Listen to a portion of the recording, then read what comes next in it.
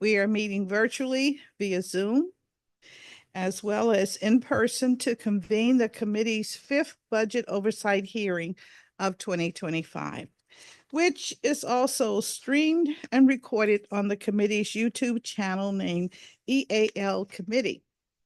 Today, we will be hearing from our government witnesses in the Department on Aging and Community Living.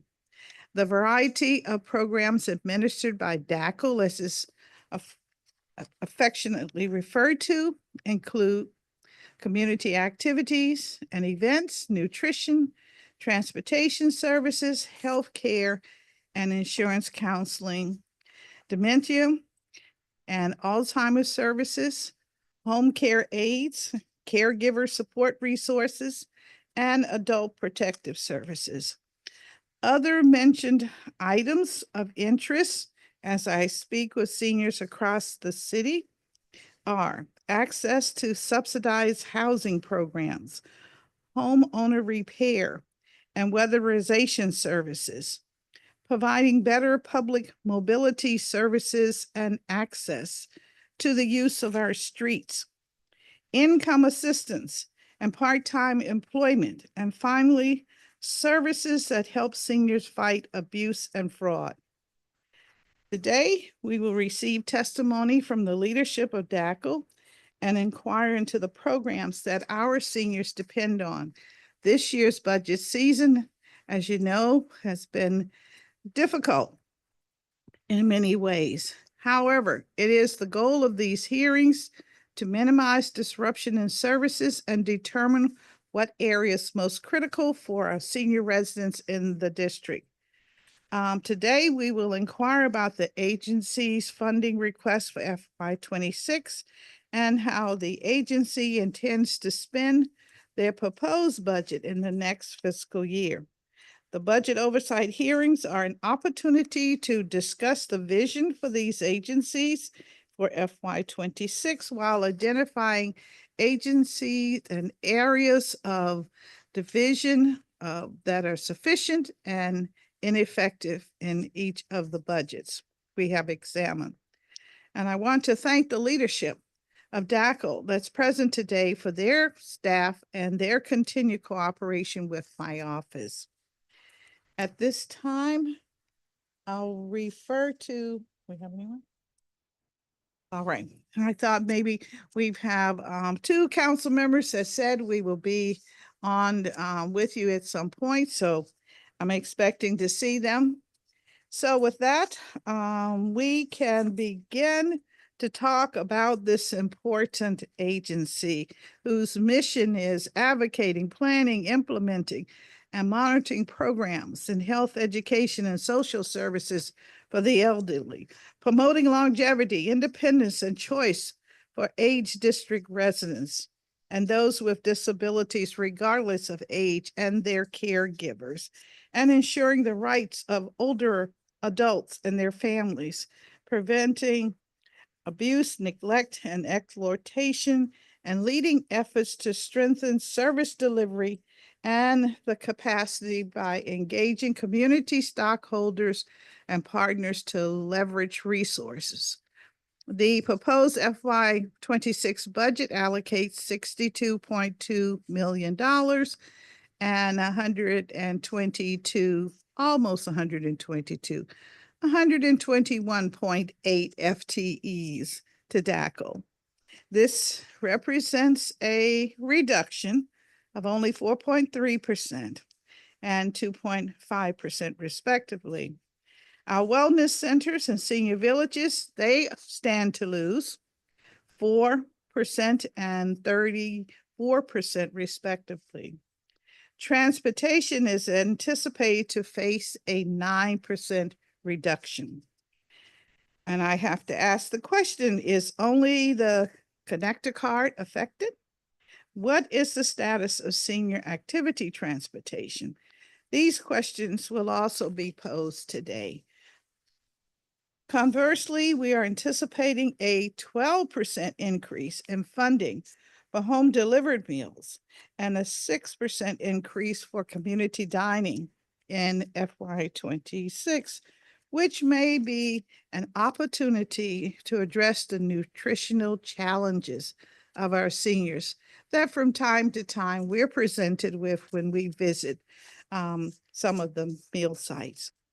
Due to the complexity of this budget cycle, these hearings are imperative to ensure we make the necessary investments in our seniors so that we can continue to live and thrive in our city.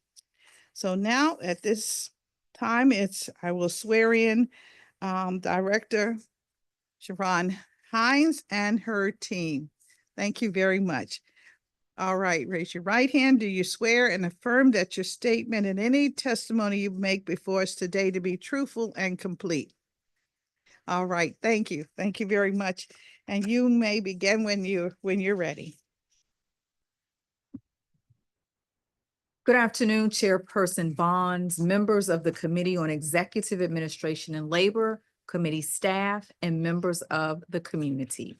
I am Sharon P.W. Hines, Director for the Department of Aging and Community Living, affectionately known as DACL. I'm honored to present fiscal year 2026 testimony on Mayor Muriel Bowser's proposed budget, Grow DC. I'm joined today by Angela Richardson, DACL's Chief of Staff, and Ragat Hagos, DACL's Chief Operating Officer. I want to begin by extending my sincere appreciation to Mayor Bowser. Despite the challenges we have faced this budget cycle, the district remains resilient and poised for progress. This strength is a direct result of the mayor's unwavering dedication to making thoughtful, targeted investments that not only support our city's recovery, but also build a foundation for sustained growth in the years ahead. Her vision and leadership inspire us all, and I am grateful to serve in the Bowser administration. I also want to recognize and commend that outstanding team at DACL. Many are here today with me in the hearing room and watching online, as well as our broader senior service network, and several leaders from our lead agency are here today by my side. Their unwavering support and commitment to DACL and our seniors is a grateful heart. Their dedication to supporting seniors, adults with disabilities, and caregivers is the cornerstone of our agency's achievements and our ability to empower older adults to live with confidence and dignity. In the same spirit, I want to thank the Commission on Aging under the leadership of Gulliford Bobo, who's here today. Their leadership, advocacy, and support is one of the pillars of DACL's success. Reflecting on the remarks I shared at our FY 2025 performance oversight hearing just a few months ago, I once again thank our seniors for their trust and partnership. My personal mantra remains constant. Without the seniors, there is no us. I will continue to champion this truth as we renew our commitment to delivering the essential services that uphold the well-being of our residents and strengthen our community. On Tuesday, May 27th, 2025, Mayor Bowser released her FY 26 budget proposal, a responsible and strategic financial plan that protects critical government functions while advancing equity across all 8 wards to grow DC. In the face of an anticipated $1.1 billion revenue shortfall by 2029, the mayor's approach centers on a few things: preserving essential programs, avoiding across-the-board cuts, and making targeted investments that make a meaningful difference, especially for older adults. As I shared last year, Chairperson Bonds, during your birthday budget hearing, our priorities have not changed.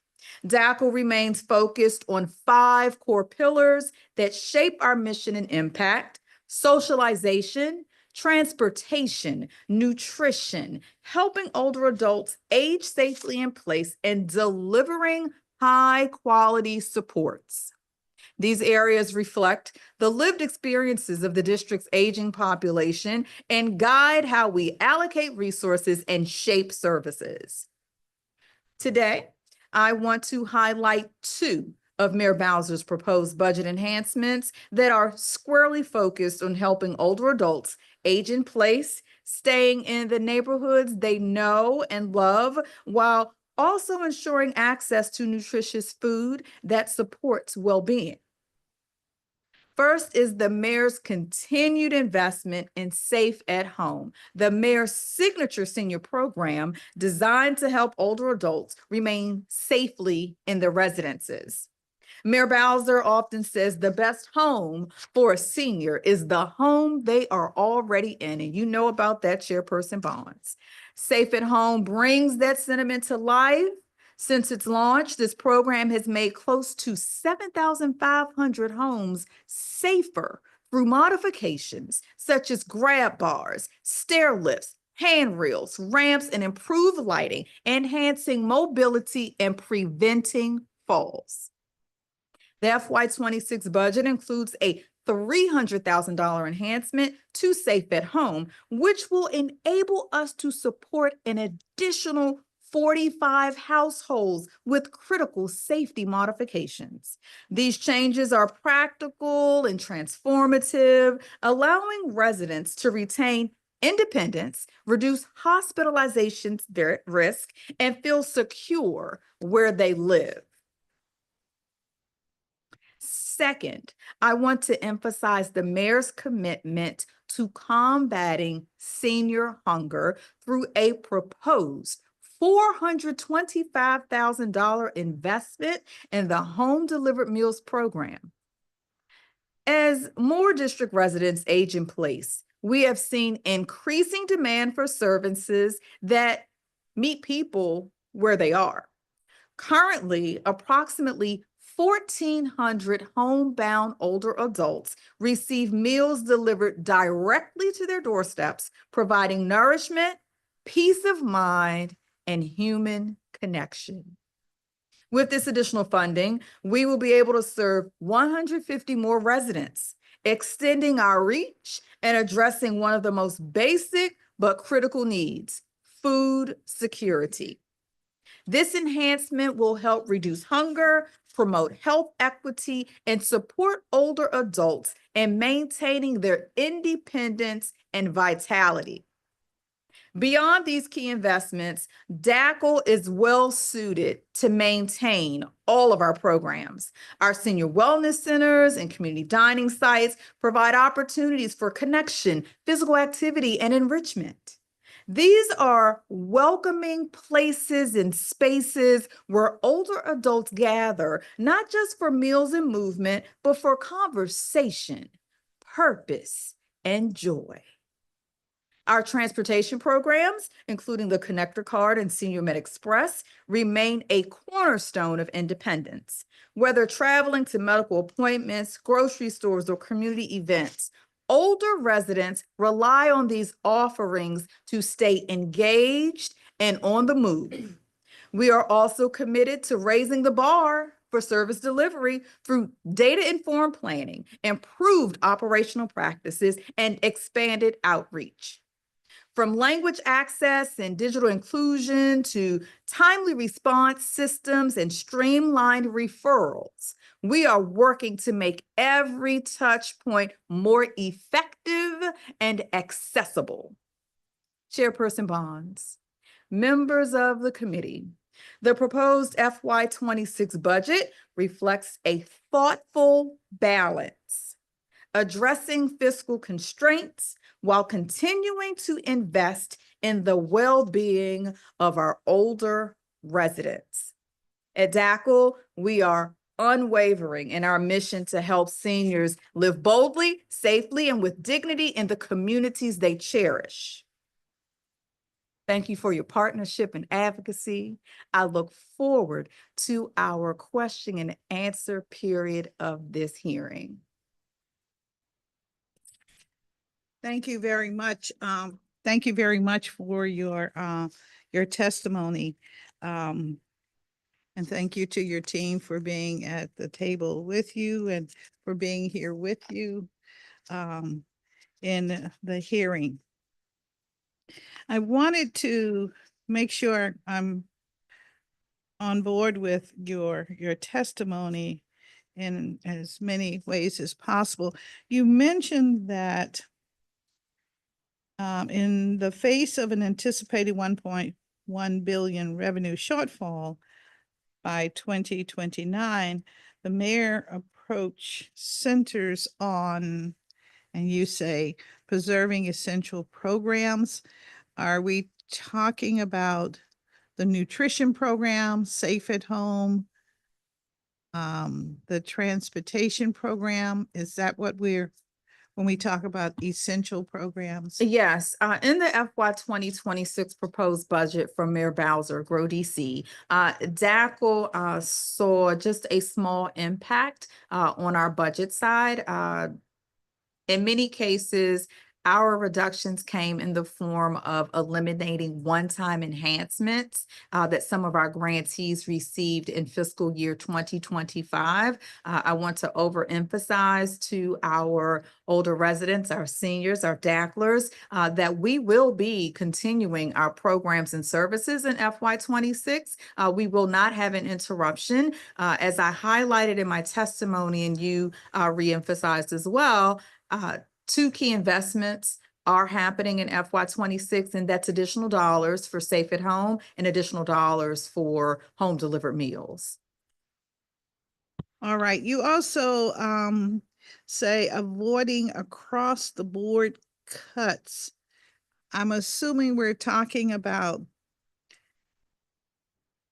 resources that go to lead agencies, programs like the Cameo Club, Miss Senior DC, case management, adult protective services. Would that fall under that banner? I'm just Yes, ma'am. And so okay. thank you for kind of highlighting some specific programming categories within our budget. And so you mentioned the Cameo Club, which is connected to the Miss Senior DC pageant. And I'll do a shameless plug that the Miss Senior DC 2025 pageant is coming up on Sunday, June 29th, 2025 at 1 p.m. at the University of the District of Columbia. And so through funding from the mayor as well as the council, we are able to provide and continue to have the Miss Senior DC pageant. You also talked about our Adult Protective Services unit and a few others as far as our lead agency services. So we are able to continue and maintain all of that. When we talk about additional cuts across the board as well, we did not have to reduce our staff at DACL. As you know, a mayor's order was implemented, I would say probably about 6 weeks ago, where we have a hiring freeze across district government. And so DACL is well equipped with the current FTEs and staff that we have in place. I commend my team for delivering above and beyond. And as I tend to tote the seen and especially the unseen work that happens on a day-to-day basis. All right. What about case management? Were there cuts made to case management? No cuts were made to case management. I actually have Susie Wiles is here today, who's one of our supervisors from our case management team. Wave your hand, Susie. Hi, Susie. All right. Thank you. We'll talk more about that. And then you said making targeted investments that make a meaningful difference. Is that the home delivered meals? Absolutely. Oftentimes we talk about several of the investments where we see high participation rates. The connector card, which the mayor and the council in FY 25 gave us additional funding for, and with us doing a streamlined approach and reassessing income eligibility, we were actually able to add in more seniors to the connector card. Safe at Home, as you know, that's the mayor's signature program. As you know, you and I have had this dialogue frequently about the number of seniors who choose to age in place, but they may need some modifications to help them stay in place. And so continuous investments, there's been a consistent investment from the mayor and council in the Safe at Home program, because we know that the research shows when older adults are able to stay in their homes surrounded by the neighbors and community that they built, they tend to thrive longer. Home delivered meals. Every day we're combating senior hunger. I have present with me today in the hearing room, Camelia Austin, who is our supervisory nutritionist. So she's making sure that our registered dietitians, and she's one as well, are out at our community dining sites alongside the lead agencies who hire the nutrition staff that are running our over community dining sites across all 8 wards, are receiving hot, nutritious meals. They're also collecting their customer service satisfaction survey. So we know if the seniors are enjoying the meals, if they have some feedback, we're taking that information back to our vendors to make sure that there's improvement. And so we are very appreciative of all of the investments we've received through the fiscal years, but especially in FY26, because the mayor, as well as you know, that food prices are increasing, but we can confidently say together that we are able to provide a hot, nutritious meal to any senior age 60 and above. They can walk into a community dining site and receive a meal. 40 different places across all 8 wards of the District of Columbia. And for that, I thank you. Well, thank you very much for that. And I know that the hot, nutritious meal is so important, life-saving for some, I have heard. But how does that really work? Can a senior just walk into any location, a friend take a friend, and is that the way it's really done? And It is that simple, Chairperson Bonds. As you know, several of our community dining sites, and I would count probably 6, and when I think about where our senior wellness centers are located, all of our senior wellness centers, Ward 1, we have Bernice Fontenot. Ward 2 and 3 are at St. Albans. Ward 4 is Hattie Homes. Ward 5 is Model Cities. Ward 6 is Hayes. Ward 7 is Washington Senior Wellness Center, and Ward 8 is Congress Heights Senior Wellness Center. So the senior wellness centers, our standalone senior wellness centers, are also community dining sites. But we also have, as you would kind of consider it, within neighborhoods along the wards, are community dining sites where you can walk in. Now, the fine line that you are toting for me right now is that at our senior wellness centers, we do prefer that the seniors fill out an application that will list any, food allergies they may have, if there's a medical condition to be aware of, so we can be on alert if we need to provide any type of immediate first aid, be able to reach out to your doctor or your loved one in case of emergency if something happens.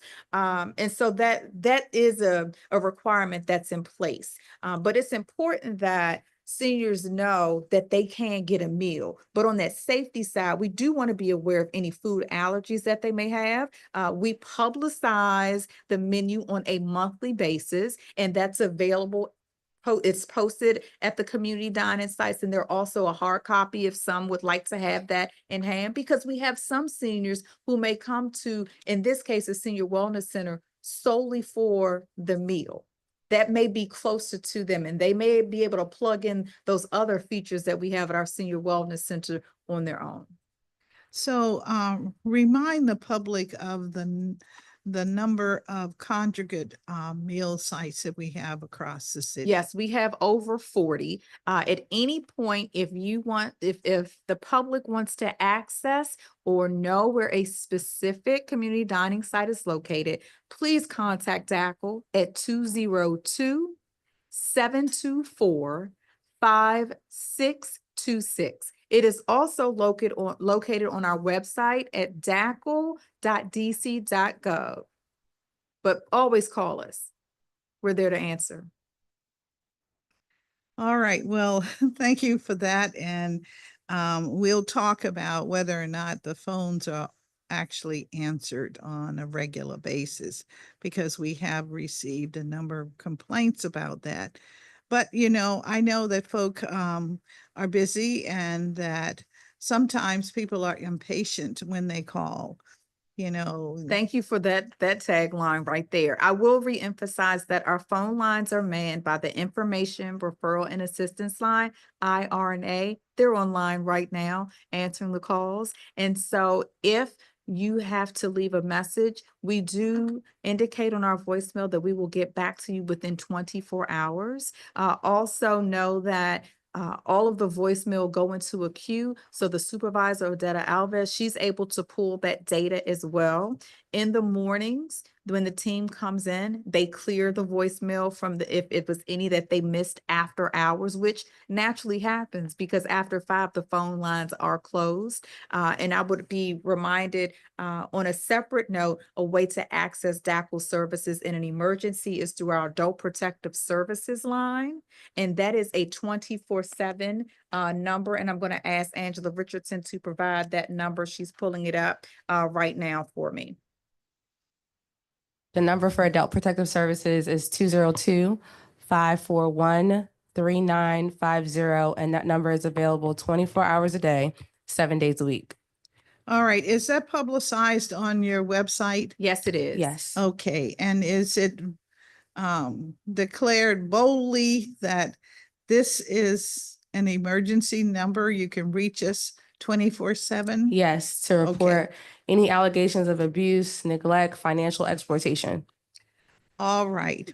Let me Or- also add to that, though, with Adult Protective Services, there are times we have received calls, Chairperson Bonds, for a food emergency, and our social worker that's on call has gone out and taken food to seniors in need at that time. All right, my suggestion is to add to your current tagline, the fact if you just need anything you think we can help you with. Since you indicated that food is available. My attitude is that we can ill afford to give the impression to anyone, any older DC resident, that we're not there to help them navigate any of the systems that they may be facing. And so I know that after 5 o'clock here, we still try to get the phone as long as we're in the building, of course. And then we have the answering service that does take over.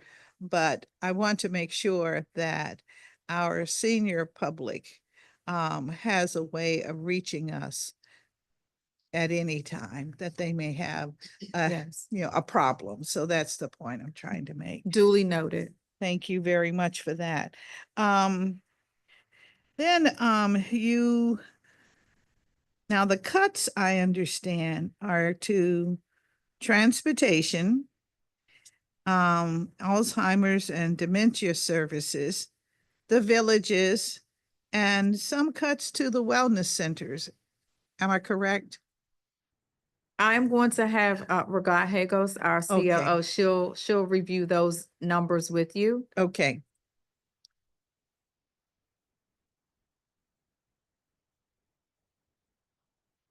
Yes, so a majority of our cuts, Okay, thank you. majority of the cuts that you see are either one-time funding or a removal of the American Rescue Act plan that we received during the pandemic. A lot of those funding came in 2021, and it was a multi-year grant, and that is expiring this year. So in FY 2026, you will see a lot of those reductions in those lines. That includes the Senior Wellness Center line item, the caregivers line item includes a 450,000 one-time reduction and also an ARPA reduction. The Senior Wellness Center, there was no reduction in local funding, but you will see an ARPA funding in that line item as well.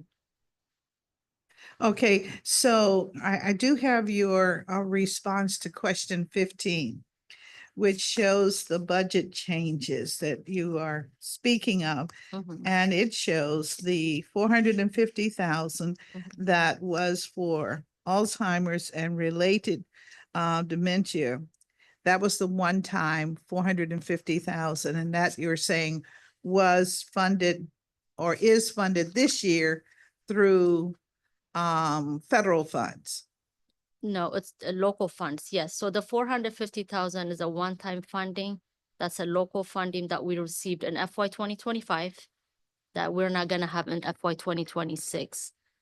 Okay, Mhm. so you're saying that this sheet, Mhm.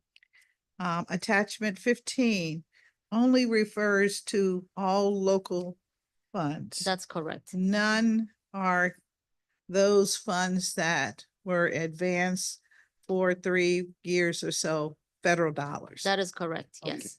Yeah.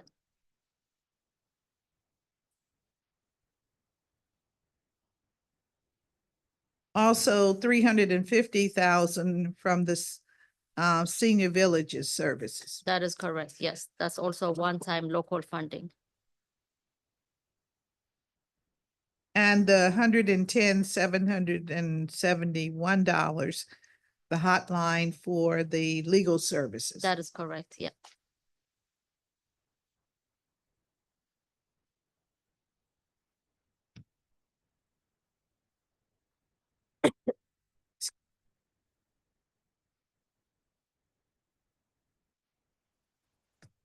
And also 60,000 that went to the senior center programming for seniors living in isolation. How was that used? You have it now. That's through right. The end of this year. Mhm. So how is that really used? So that funding was provided to Vida Senior Wellness Center as a one-time funding in 2025.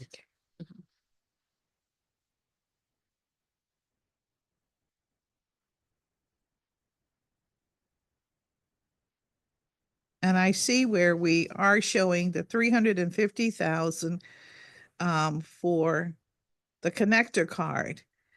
That is up a little from the 247, allowing us to serve a few more households.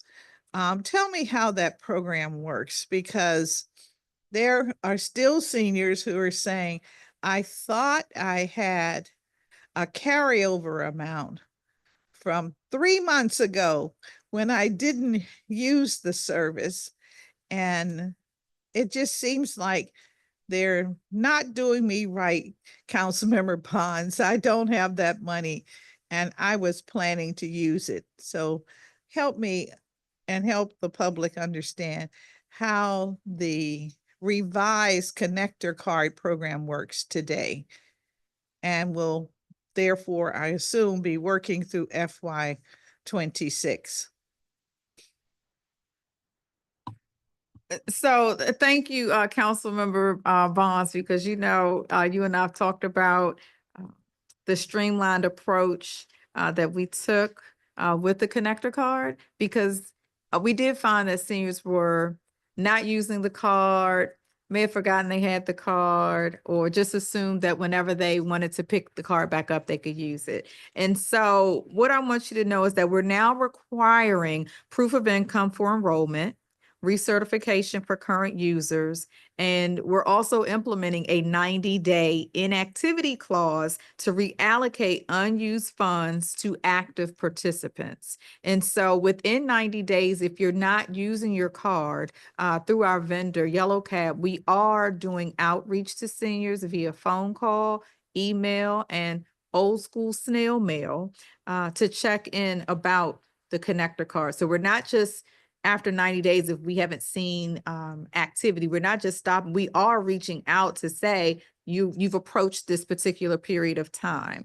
What I also want you to know is that reloading funds will only occur when the balance drops below $100, which ensures equitable distribution and efficiency use of resources. So one thing, as I talked about before too, is that when we started having seniors provide their income eligibility, because prior to that process, it was self attestation. You could write in $0 as your income. But we wanted to make sure that we were being consistent across all of our programs with income eligibility, and we implemented that process with the connector card, which allowed us, I believe, Melanie Johnson, our Chief Program Officer, testified about this at our FY25 performance oversight hearing. We saw about at least 100 more participants come off the connector card waiting list as a result of that.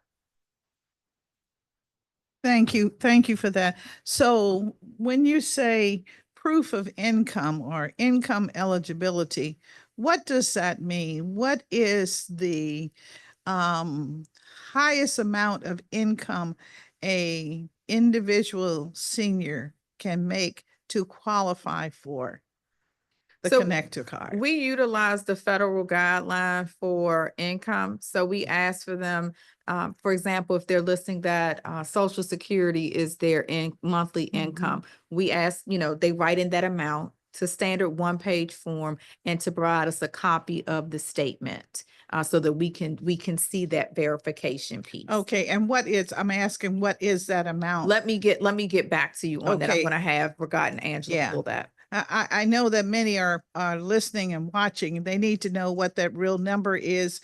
And You let me, know, can I yeah. put this shameless plug in? I don't know. We What is we have this a waiting plug? list for the connector card. That's It is a okay. very popular program, so I Yes. want to manage expectations that if Mhm. anybody's sitting home going, oh, I want one of those, you're gonna go on the waiting list for a little bit because we are at capacity. But as seniors are letting us know, which is very, very, very, very few, that they don't need that card anymore. That's how we open the waiting list. Well, yes, and you are going to receive, if this proposal goes through that the mayor submitted to us here at the council, you will receive 103,000 more. So you could technically take on more seniors in this program, right? Once we From- receive those funds, Yeah, yes. which is effective October 1, right? Okay. Yeah. All right. So, Councilmember Bonds, so as the director mentioned, the connector card is a sliding scale, and we follow the same federal guidelines.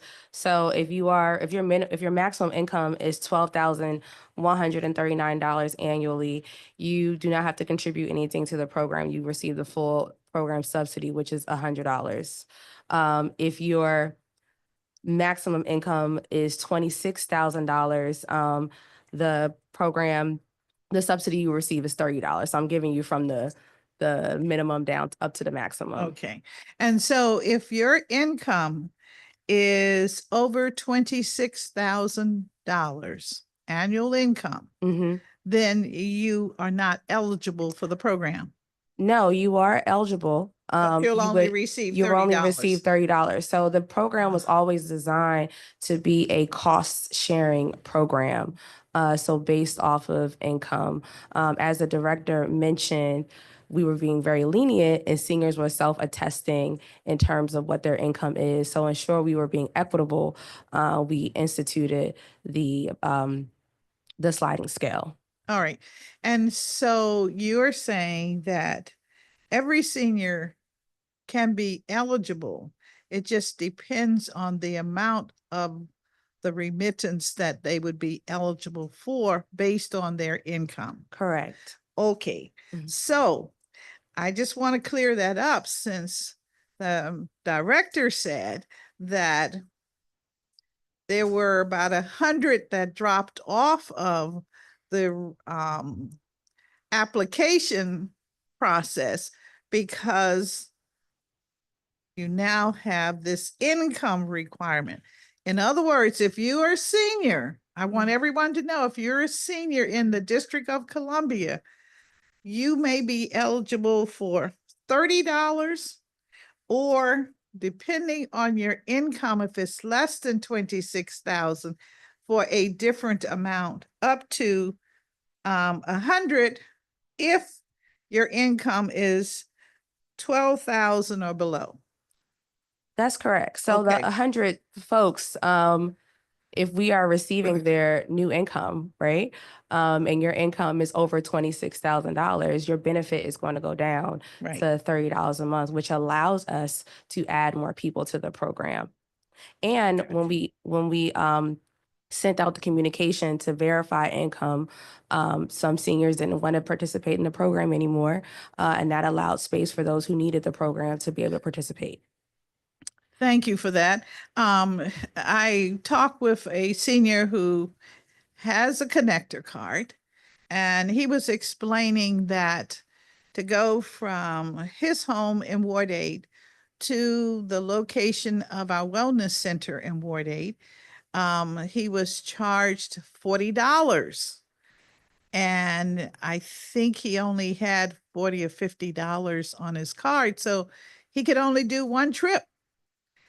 So that caused me to wonder what is the fair market charge of these trips that people may take using the connector card. I know that it is multi-serviceable. That is the probably even a scooter, I guess, or a bike, as well as a bus, the subway. There were those at one time were taking metro train to New York and watching a play. So it can be used in many ways, not yet for a flight, but for many different ways. So I just want to understand that. And I want our seniors to understand how this card is expected to be used. So we do not at DACL have control over the pricing that the rideshare companies may charge for fare.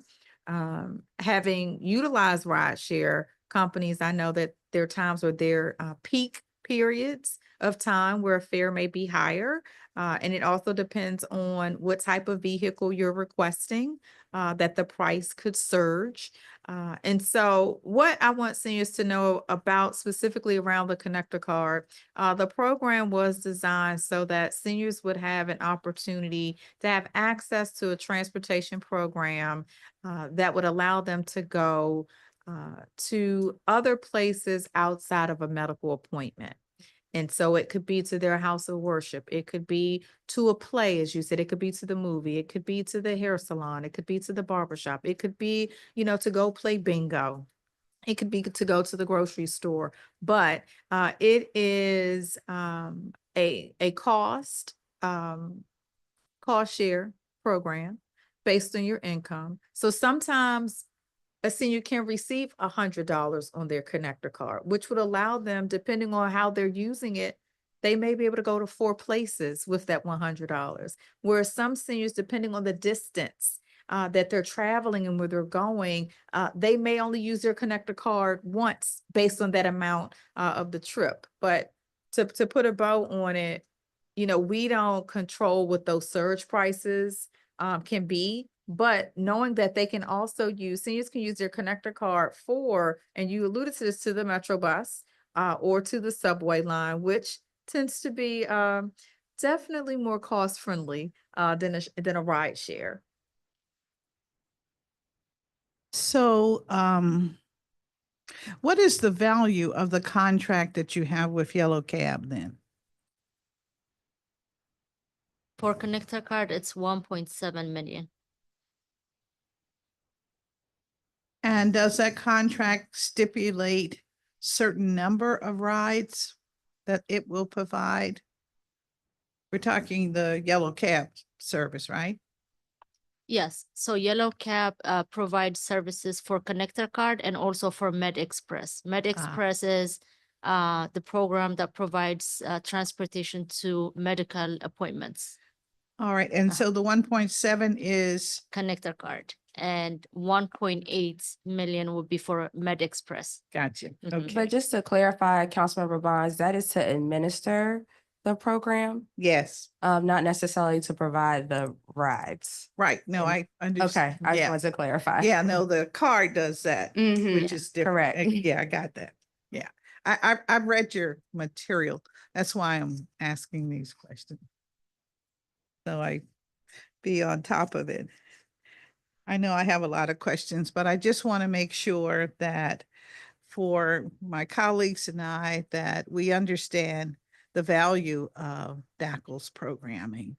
In this budget season, people are looking for a quarter. Okay. And I say, we don't give up the quarters, the dollars and cents, unless it shows that there's waste or duplication. We want to hold on to it. And you've lost some funding. So I'm looking for ways in other situations to try and get the money back. So I'll be very, very honest with you. So I just need to know. And unfortunately, we said we had 70 days as a council. Believe me, we will be marking up next week. And then we'll be voting first time in another week. So it's very, very compressed. So I'm just trying to do everything I can with our agencies and our committee as quickly as possible. So then I wanted to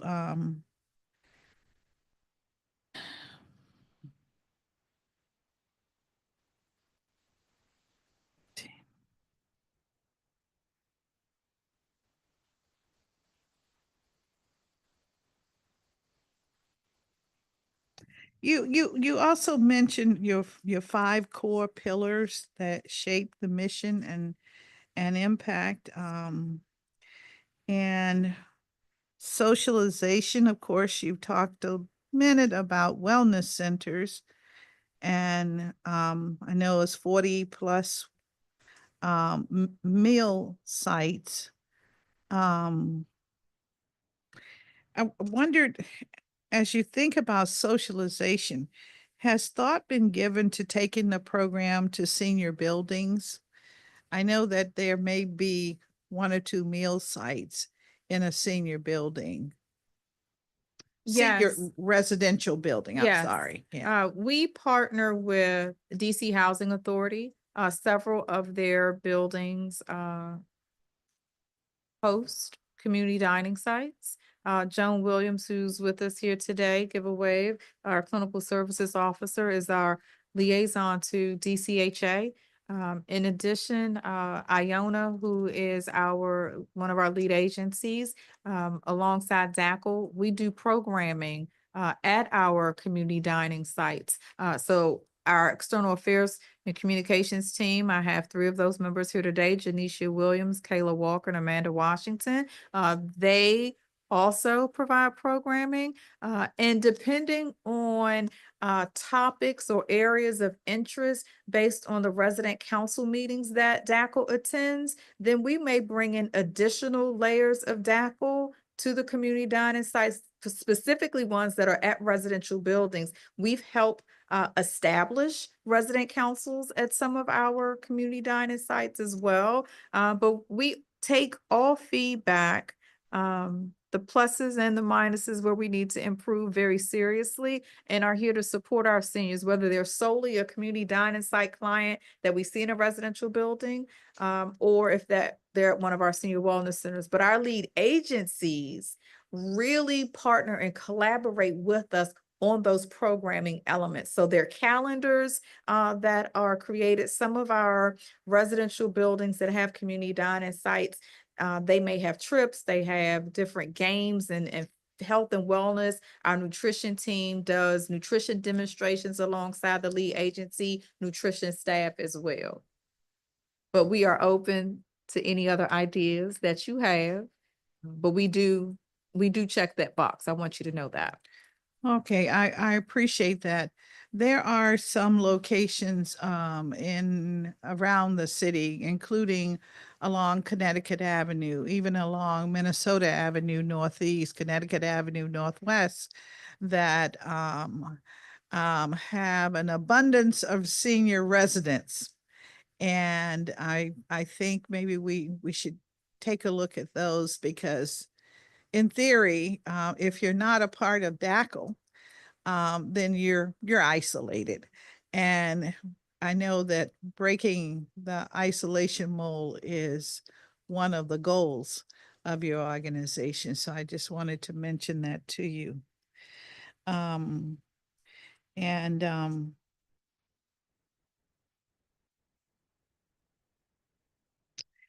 well, I probably have too much here. We haven't even gotten to the real questions, have we? Okay, when we talk about this continued investment in safe at home, you mentioned the modifications that it provided in close to 7,500 homes. And I was just wondering of grab bars, stair lifts, handrails, ramps, and improved lighting. Do you have information that could inform us as the item that's mostly installed? Is it grab bars, handrails, or lighting? I mean, when the contractor visits the location and does the work, which is the dominant service that seniors seem to need? So I want to acknowledge Marla Lahat from Home Care Partners, who's joined us today in the hearing room because Home Care Partners is one of our grantees that is connected to our Safe at Home program. Our contractor that we also work with is Rebuilding Together. And so as the team is pulling this data for you, and if we're not able to get it right in this moment, we'll put that in our follow-up questions in the hearing. But what happens, the process was Safe at Home, when a senior reaches out to DACL inquiring about that specific program. We take a referral and then an occupational therapist visits the home to do an assessment, meets with the senior, does an assessment to identify and determine what are the best modifications that can be put in place to support the senior aging in place safely, reducing falls, limiting hospitalization visits. But as we look at our data, grab bars are the top modification request via referral that we're seeing. So the grab bars in many cases are installed in bathrooms. So it could be the grab bars that are inside of the shower tub, on the side of the toilet commode. And it also could be additional railing, like if someone doesn't get a stair lift, they may need to get an additional railing put up their stairs. Okay, that's very, very important because it seems to me, since this is not just a health and safety issue, but it could save an individual's life, that we have to make that service, at least these two items, more readily available. And so I'd like to know what the cost is just in installing those two items. Please try to get back to me by Friday. So before I do plan my markup. Yes. So Okay. just to clarify for the team who's here, that's going to pull that data together for me to send to you. You would like to know the cost of a grab bar project under Safe at Home. That's correct. Yes. Yeah. And, And do something not else, inflate the amount Oh, no. because we won't. okay, this is about real deal and really helping our people And what I across the want to city. reemphasize for you too, when you talked about the health and safety piece, that's why an occupational therapist comes to the home to do the assessment. It's like home visit. Right, and write a so- plan. Yeah. Yes, and oftentimes, a senior may say, oh, I only need this. But the benefit of having occupational therapists there, they can observe the mobility and possible ambulatory needs and what will help increase the seniors, because what will also include in that follow-up is the maximum amount of funding that a senior can receive for a project. And we're encouraging seniors to get it at that appointment instead of waiting, because we know how funding can be. So thank you for that commitment. Well, I now appreciate that, but based on the numbers that you have that are published for your budget, it looks like currently it's about $6,600 that has been spent or would be spent if we had this 300,000 enhancement for the additional 45 households. So I kind of have that figure. Tell me if less can be spent, that would be excellent. We could get more in it. So the average cost for a comprehensive project, to your point, is about $6,600 with a maximum cost of $7,000, which is how, there's a range. There's some seniors who may only want grab bars, but that remaining funding could be used for a stair lift, or it could be a standing recliner. It could be furniture risers, but we make sure the senior is comfortable in what they're getting. Okay. So it's available to them. Right. Now let's talk about the stair lifts. The stair lifts where the batteries ultimately fail. And I understand that the cost of replacement is pretty high. And I think a technician has to go in and take care of that service. Who bears the cost of that? Is that part of the equation, or is that something new and different? And if I'm very poor, if my income is $12,000, having to pay $500 for that, I will not be able to afford it. So I will just crawl up the steps or slide down the steps, as I have actually witnessed a couple of seniors doing. So Councilmember Bonds, one thing I want to remind seniors that are watching, and this is a part of our outreach for participants in the Safe at Home program, is the maintenance side. And so contractors do provide their information. This is a player. The contractor provides their contact information to Safe at Home program participants. I've also spoken to seniors who have batteries that have, gone out after a number of years, which is a good thing. It's not like it's after a year, it's been several years. And so where DACL is able to provide funding in extenuating circumstances to cover replacements, we do that. We've had seniors call us to say, I'm not able to afford the battery replacement, and we have covered that cost. All right. Well, if you could provide us in let's say by Friday, any information that would indicate the number of batteries that you have assisted with, that will be very helpful. Because I'm trying to look at this holistically. If we provide the service, what does it really mean? And how do we really pay for it? Again, it's such a popular program and such a necessity for many of our households. Our health is not what we'd like it to be in an urban community, as you well know. And so I want to make sure, if we can, let's do what we can. In other words, let's do what the basics say we need to do, and then we can get to the jazz. But let's do the basics. Okay. This is about keeping our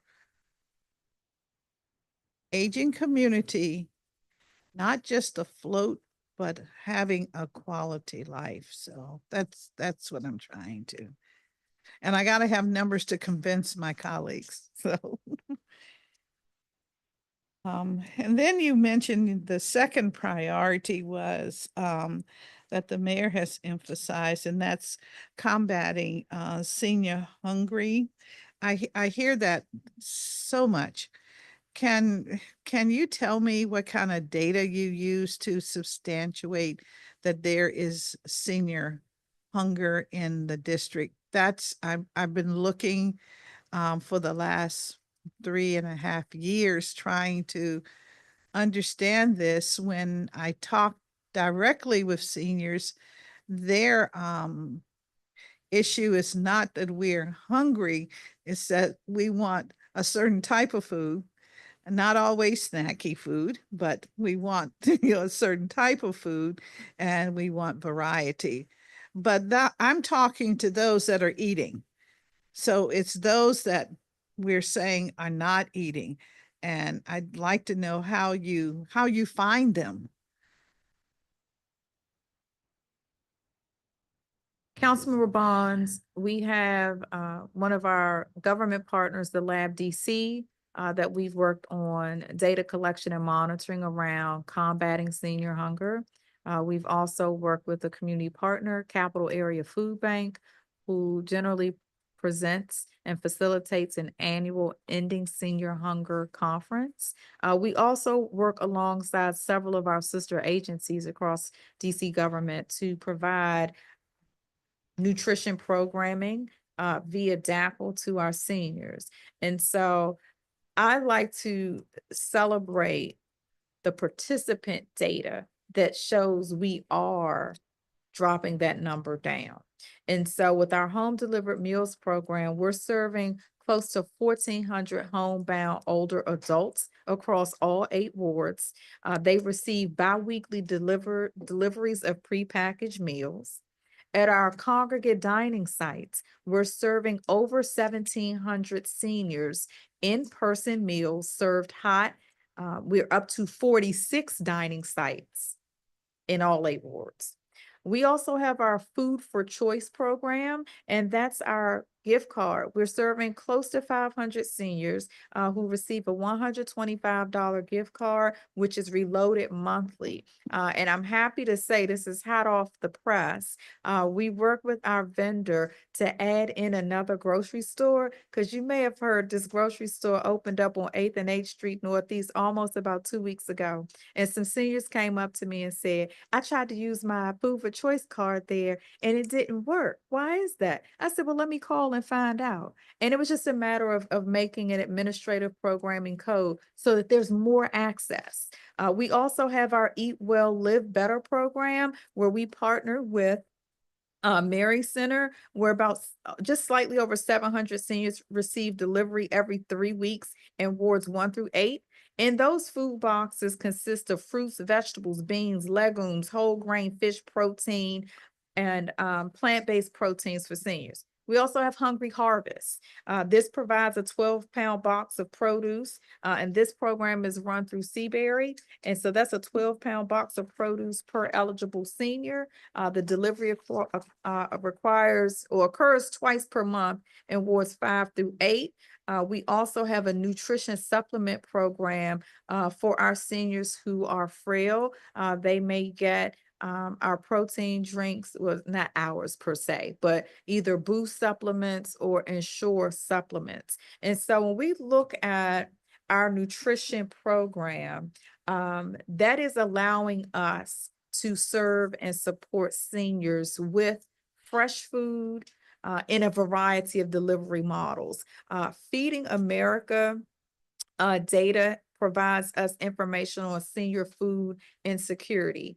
Most recently, a few members of the team, myself, Melanie Johnson, Tommy Ballard, who's our SHIP director, our state health insurance program, the 3 of us were able to attend the National Council on Aging Conference in Arlington, Virginia, and we were able to connect with Meals on Wheels America. So another opportunity to focus in on the research and data around ending senior hunger and looking at other partners that we can bring to the table to support us.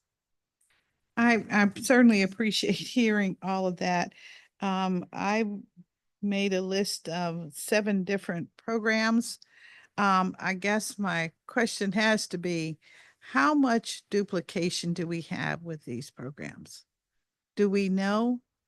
Do you keep data that way? We do keep participation data via DACL in our grantees. And so I'm big on making sure, for example, if a senior is getting home delivered meals, they're not also a community dining site client.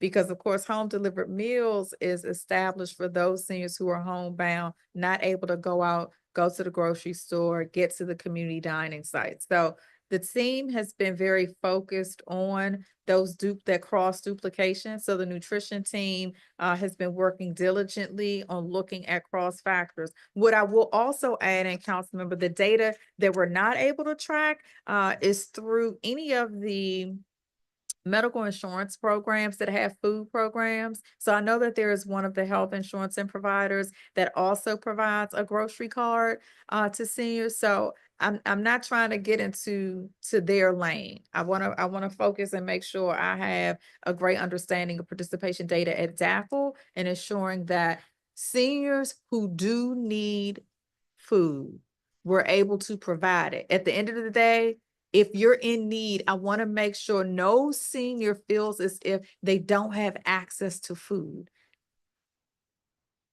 I know you feel the same way. I certainly feel the same way. I guess I'm still, data that is national based, we can always have access to that. But I'm trying to understand, where is our data, and do we really know the extent of hunger in the district with our senior population? And I haven't been able to put my hands on anything that is that informative. That's why I'm asking this question.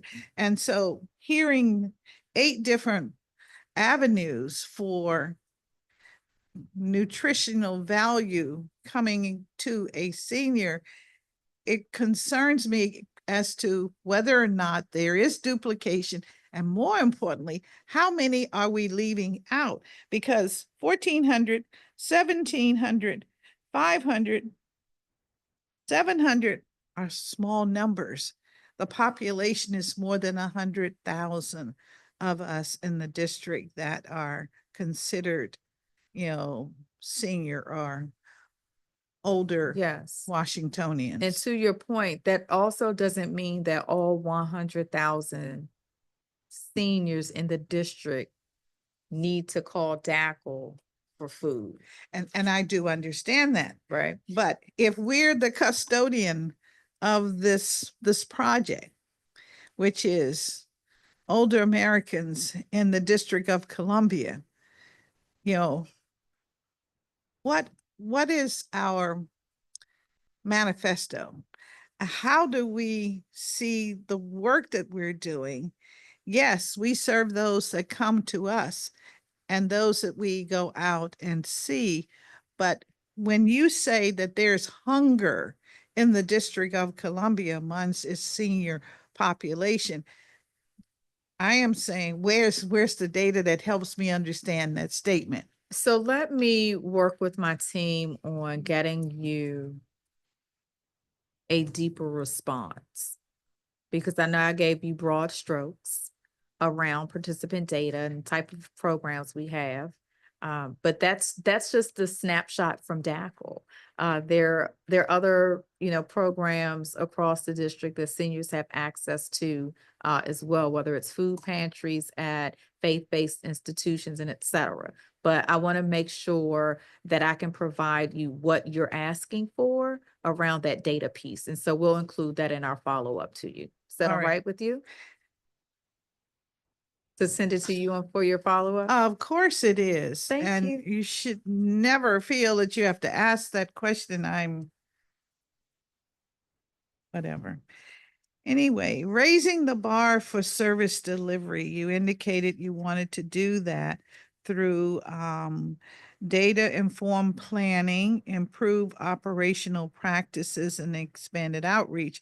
Can you talk a little bit about this data-informed planning that you are involved in this budget cycle that will improve operational practices? I'm going to ask my Chief of Staff, Angela Richardson, to provide that response to you. All right. Councilmember Vance, would you mind repeating that question for me once more?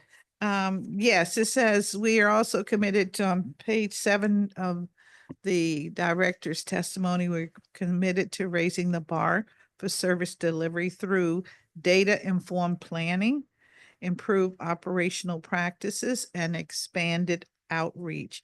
Mhm. And I know you mentioned language access, digital inclusion to timely response systems, streamline referrals. But it also made me wonder if when you say data informed planning, I wondered if you were using a particular data set or system.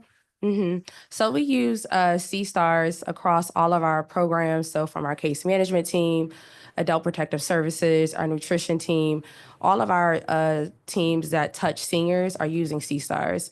That is where we compile all of our data, knowing who we touch, what ward they're in, what their ages are, what their address is. So that is our data system and where we collect all of our data. We also work very closely with our senior service network, who also has access to C-STARS. That is where they are uploading all of their data. That's how we're able to know how many seniors we're feeding, how many seniors are participating in particular programs.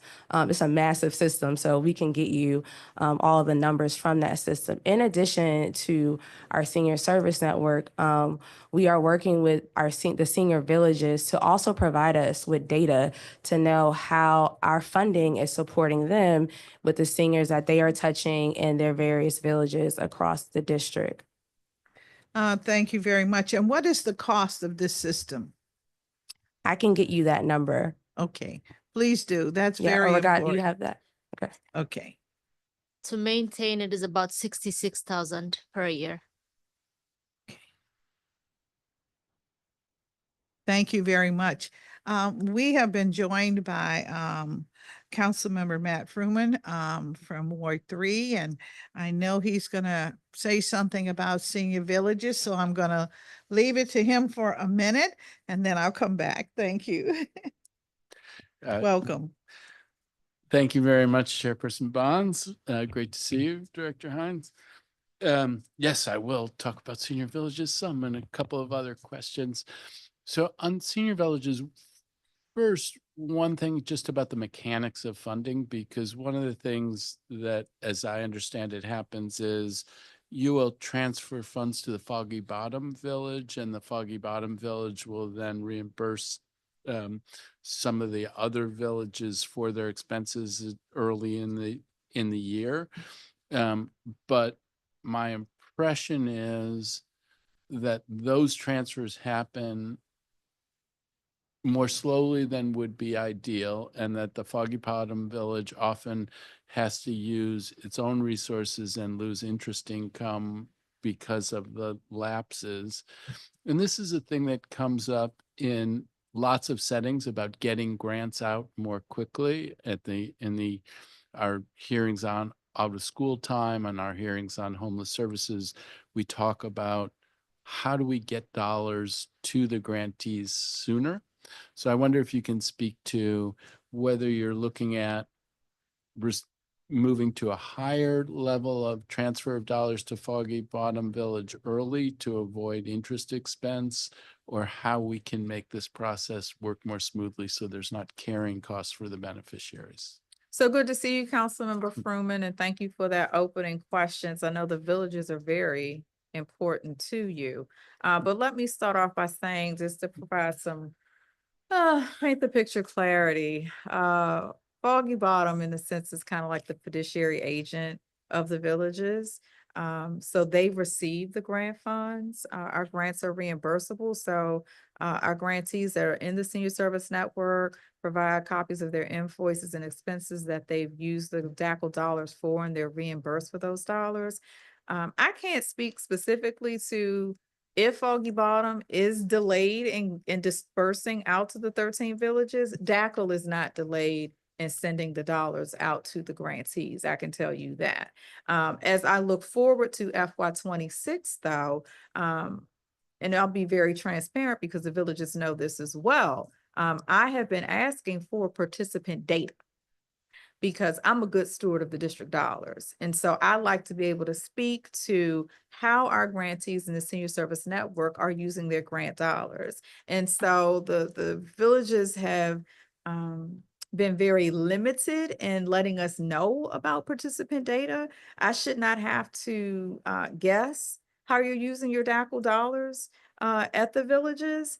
And so that's something we're working on. I talked about this heavily, you may recall, at our fiscal year 25 performance oversight hearing.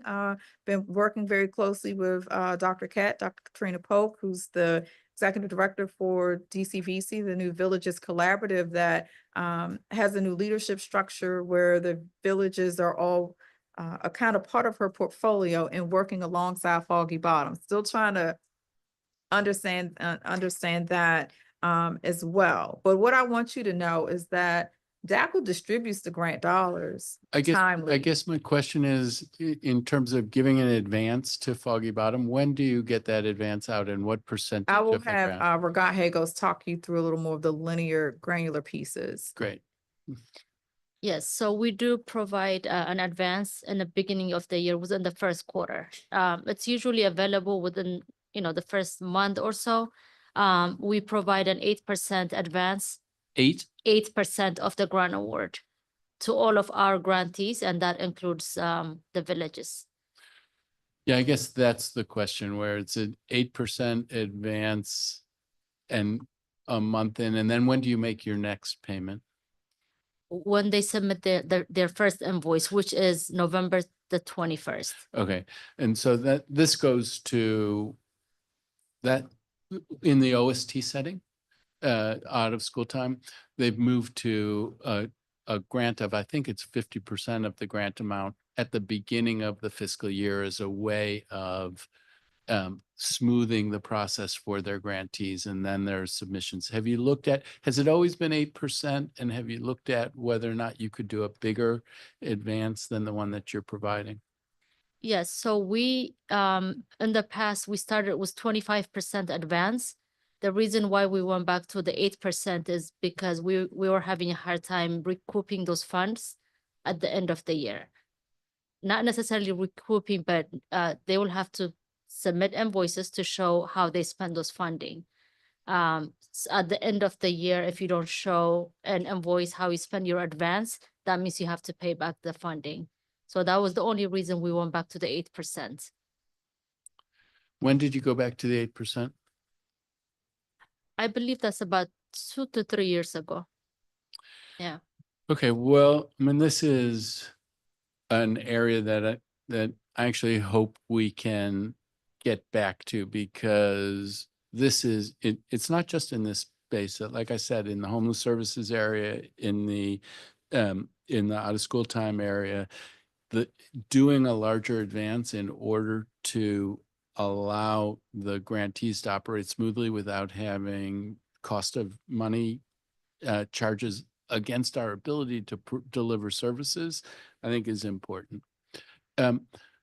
Pivoting from that, and I'll continue to explore with you how we can improve oversight to make sure that you're getting the invoices. The reports I get, the invoices are provided in an orderly way, but I'll come back on that. On the villages more generally, this year we had one-time funding last year that increased funding for each of the villages. In the last year, we're looking at adding, I think, 3 new villages, 2 in Ward 7, 1 in Ward 5, affiliated with faith-based organizations, often very, very exciting. Want to see these services in all parts of the city, because where they exist, they're so powerful. How do you see the villages, a larger number of villages operating off of fewer dollars? How are we going to be able to ensure the kind of level of service in the places where the villages are today and where we're hoping to stand them up in this circumstance? The funding that was provided to the villages in FY25 was to do the research around establishing a village in Ward 7. Right now, we don't have a village in Ward 7, and we still don't have a village in Ward 7. And so, yes, we'd love to see villages grow, but it's hard for me to explain how they've used their FY25 dollars that were given. as it relates to that goal, we talked about that at one of my previous hearings, that the funding that they would be receiving for FY 25 was to establish a village in Ward 7.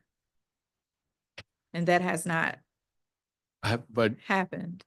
have you seen the progress towards pulling stakeholders together and getting it? No, You've not seen that? I have not Okay. seen it. So, in the transportation space, there are some cuts in transportation, and one of the things that villages do is support transportation. Has demand for transportation from seniors gone down? Sorry, it sounds like a two-part question. Mhm. So I'll- you're saying transportation that the villages provide? Well, Clarify for me. I'm saying that there's a cut in the budget for transportation. There's also a cut in the budget for the villages. One of the things that the villages do, one of the is provide transportation. One volunteer will take another person for an appointment, for example. And one of the things that I very frequently hear about is the need for senior transportation. And I'm wondering whether you're seeing a decline in the demand. This is the question. Are you seeing a decline in the demand for senior transportation? I am not seeing a decline in the demand. Pre-COVID, and I was not in this role, I was at the District of Columbia Public Schools, and during COVID. But there was more transportation dollars available to the Department of Aging and Community Living to do more of a door-to-door service, pick seniors up, take them to senior wellness centers. Over the fiscal years, and I'll ask Ragat to chime in a moment, over the fiscal years, we have lost funding and had some changes, some major changes on the transportation programming that DACL offered. The senior wellness centers do receive a transportation budget that allows them to take seniors on trips that increases or rather reduces social isolation, increases opportunities to enjoy a play, a show, to do shopping, and the like. So the senior wellness centers are able to have a more significant impact on the seniors because they're taking group outings. When I look at the transportation work of the villages, to your point, it's more of volunteers, a one-off situation. Where they will take, a senior to the grocery store. They may take the seniors to a doctor's appointment. And so the district is in Washington, DC, is known on a national level for a lot of the senior programming that we have. It's a good time to plug that. The Department of Aging and Community Living will have the opportunity to present 2 workshops, Chairperson Bonds, on DACL programming at this year's 50th gathering of the U.S. Aging Conference in Chicago. We're going to talk about the connector card. We're going to talk about our DACL senior ambassadors. But yes, to meet the mark, and I'll pivot over to Ragat to talk about the numbers as far as the reduction in transportation.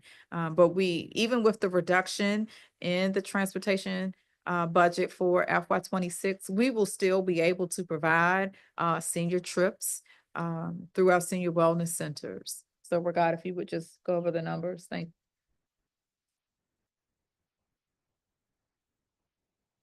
Yes, in FY 26, there's a reduction of 493,000 to transportation to sites and activities.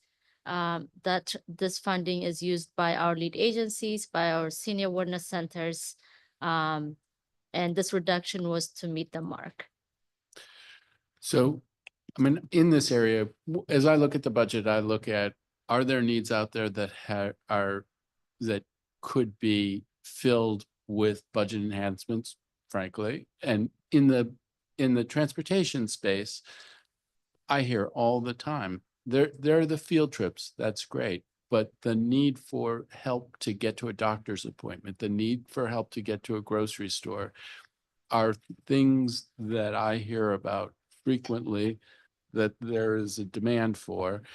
And I would want to try to grow that service, not see cuts, but I'm just trying to get a sense of what the Mhm. landscape is. And one of the pieces that you referenced, and then I will stop and wait for my next round, is the connector card. And the connector card is a positive thing, but what, is there a wait list for the connector card at this? It is, and let me reference any seniors who are reaching out to you in need of transportation to a medical appointment or to the pharmacy, have them call DACL, because we have the Senior Med Express program that's specifically designed to transport seniors to medical appointments in the pharmacy. That's a separate program from the connector card. Okay, but I'm curious, what's the wait list for the connector card? So the connector card wait list is at about, we have almost 600 seniors waiting on a connector card.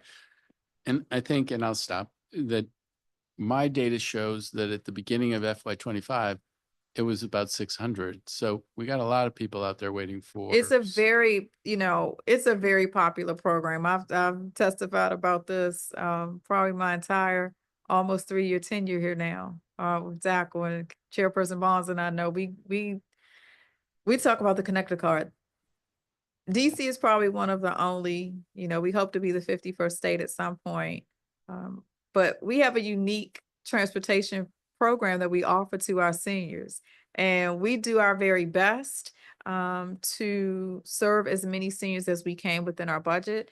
I'd also like to acknowledge the partnership that we have with the Mayor's Office of Veteran Affairs, because what we also did do as a part of our streamlining process in FY25 is to identify any of our seniors that were on the connector card that were veterans, to see if they could move to the Mayor's Office of Veterans Affairs program, which is Vets Ride, that will provide rides to veterans it's almost mirroring the combination of the Senior Med Express program and the connector card for veterans. They can go to doctor's appointments, they can go to the grocery store, house of worship, to a play, to see a friend, go play bingo, go to the book club, and things of that nature.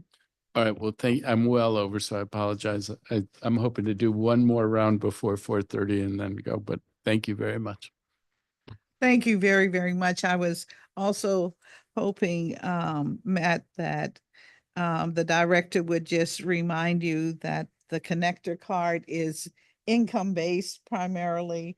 The $30, if your income is 26,000 or more, is what you get on a monthly card. And if your income is around 12,000 or less, you get the full $100. So this is a move that has been made recently in that the last year, so that we have more seniors have opportunities for the service. So it again, it's not the wherewithal. I know that seniors can ride the bus, I think still for 50 cents or something like that. I believe WMATA, but that doesn't help. My mom was on the bus a lot, and the subway, so she was very proud of it being 50 cents at one time. I remember when it was 10 cents. Okay, back in the day. And I wish so much that we were able to do that again. We would have more seniors mobile. So 3 cheers for the connector card and all that it does, but I think the veterans piece is very important. And so if you would put a little bit of information on the record about the veterans program, if you know how that works, that would be helpful and encouraging as well.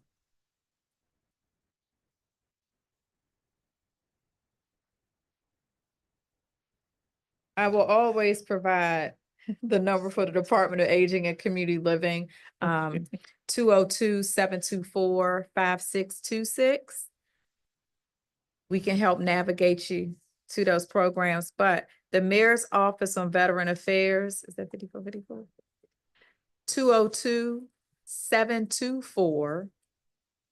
202-724-5454. And that's for the Vets Ride Program for any DC veterans. Mayor's Office on Veteran Affairs, Director is Charlotte Woodard, retired colonel. 202-724-5454. And just for the record, WMATA is no longer 50 cents, but it is, the card does offer 50% discount to seniors. And for, bus, it's a reduced fare of 85 cents for Metro Bus. I will say that WMATA is a great partner for DACL. Our external affairs team, partners with them to do pop-ups at our senior wellness centers to get seniors signed up on the spot for the Senior Smart Trip program. So a lot of our seniors are getting those cards as they need them, as they want them. If a senior wellness center director calls us and says, hey, we want to have an outreach event with WMATA here to sign more seniors up, they're more than willing to work with us to get seniors signed up right then and there.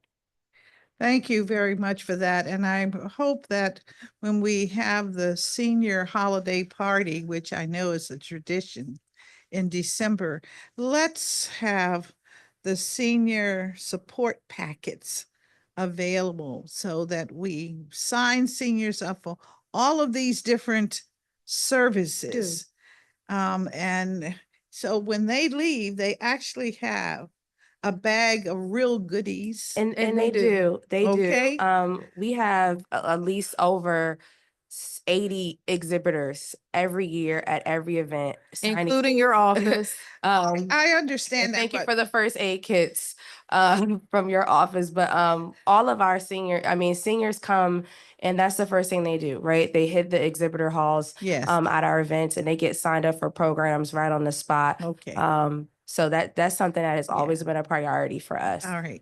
And so since that's such a big hit and we do a lot there, let's just make sure we keep it going and that we have all of the government services that are available, articulated in some sort of listing so that they know what's in their kit. So they don't have to, read and try to describe so that they know what they're getting.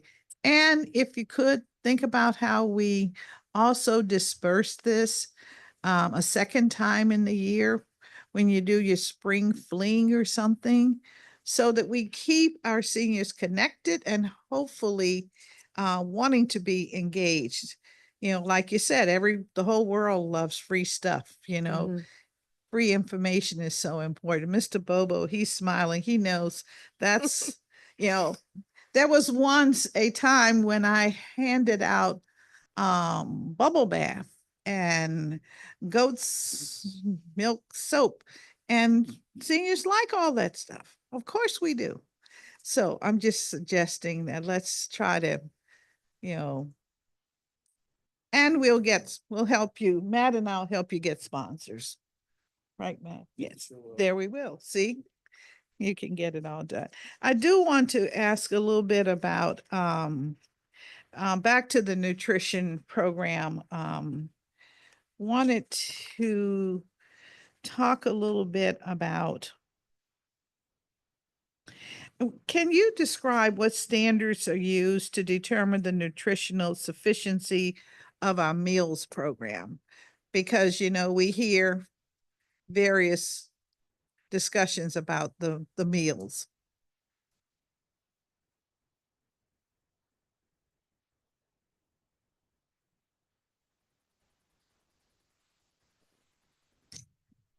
DACL's nutrition program follows national dietary guidelines that includes the nutrients, the recommended nutrients, the target value per meal, and the compliance range. And so all of our registered dietitians review the menus on a monthly basis alongside the community dining site nutrition staff.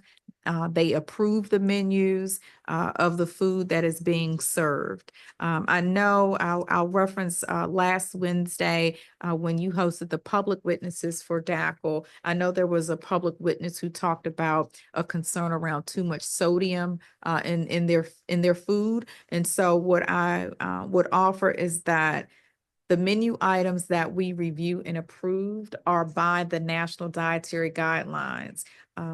We also know that the food that is provided may not include the same seasonings and spices that our seniors may use at home, but we are providing a healthy meal. But we do take feedback seriously and make adjustments along the way that we need to do.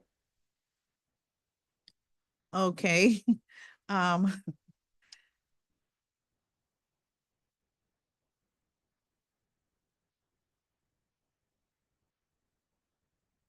is there a location on your website or as a handout at the conjugate meal locations and attached to the home delivered meals that would indicate the nutritional value of the meals that are sponsored through DACL?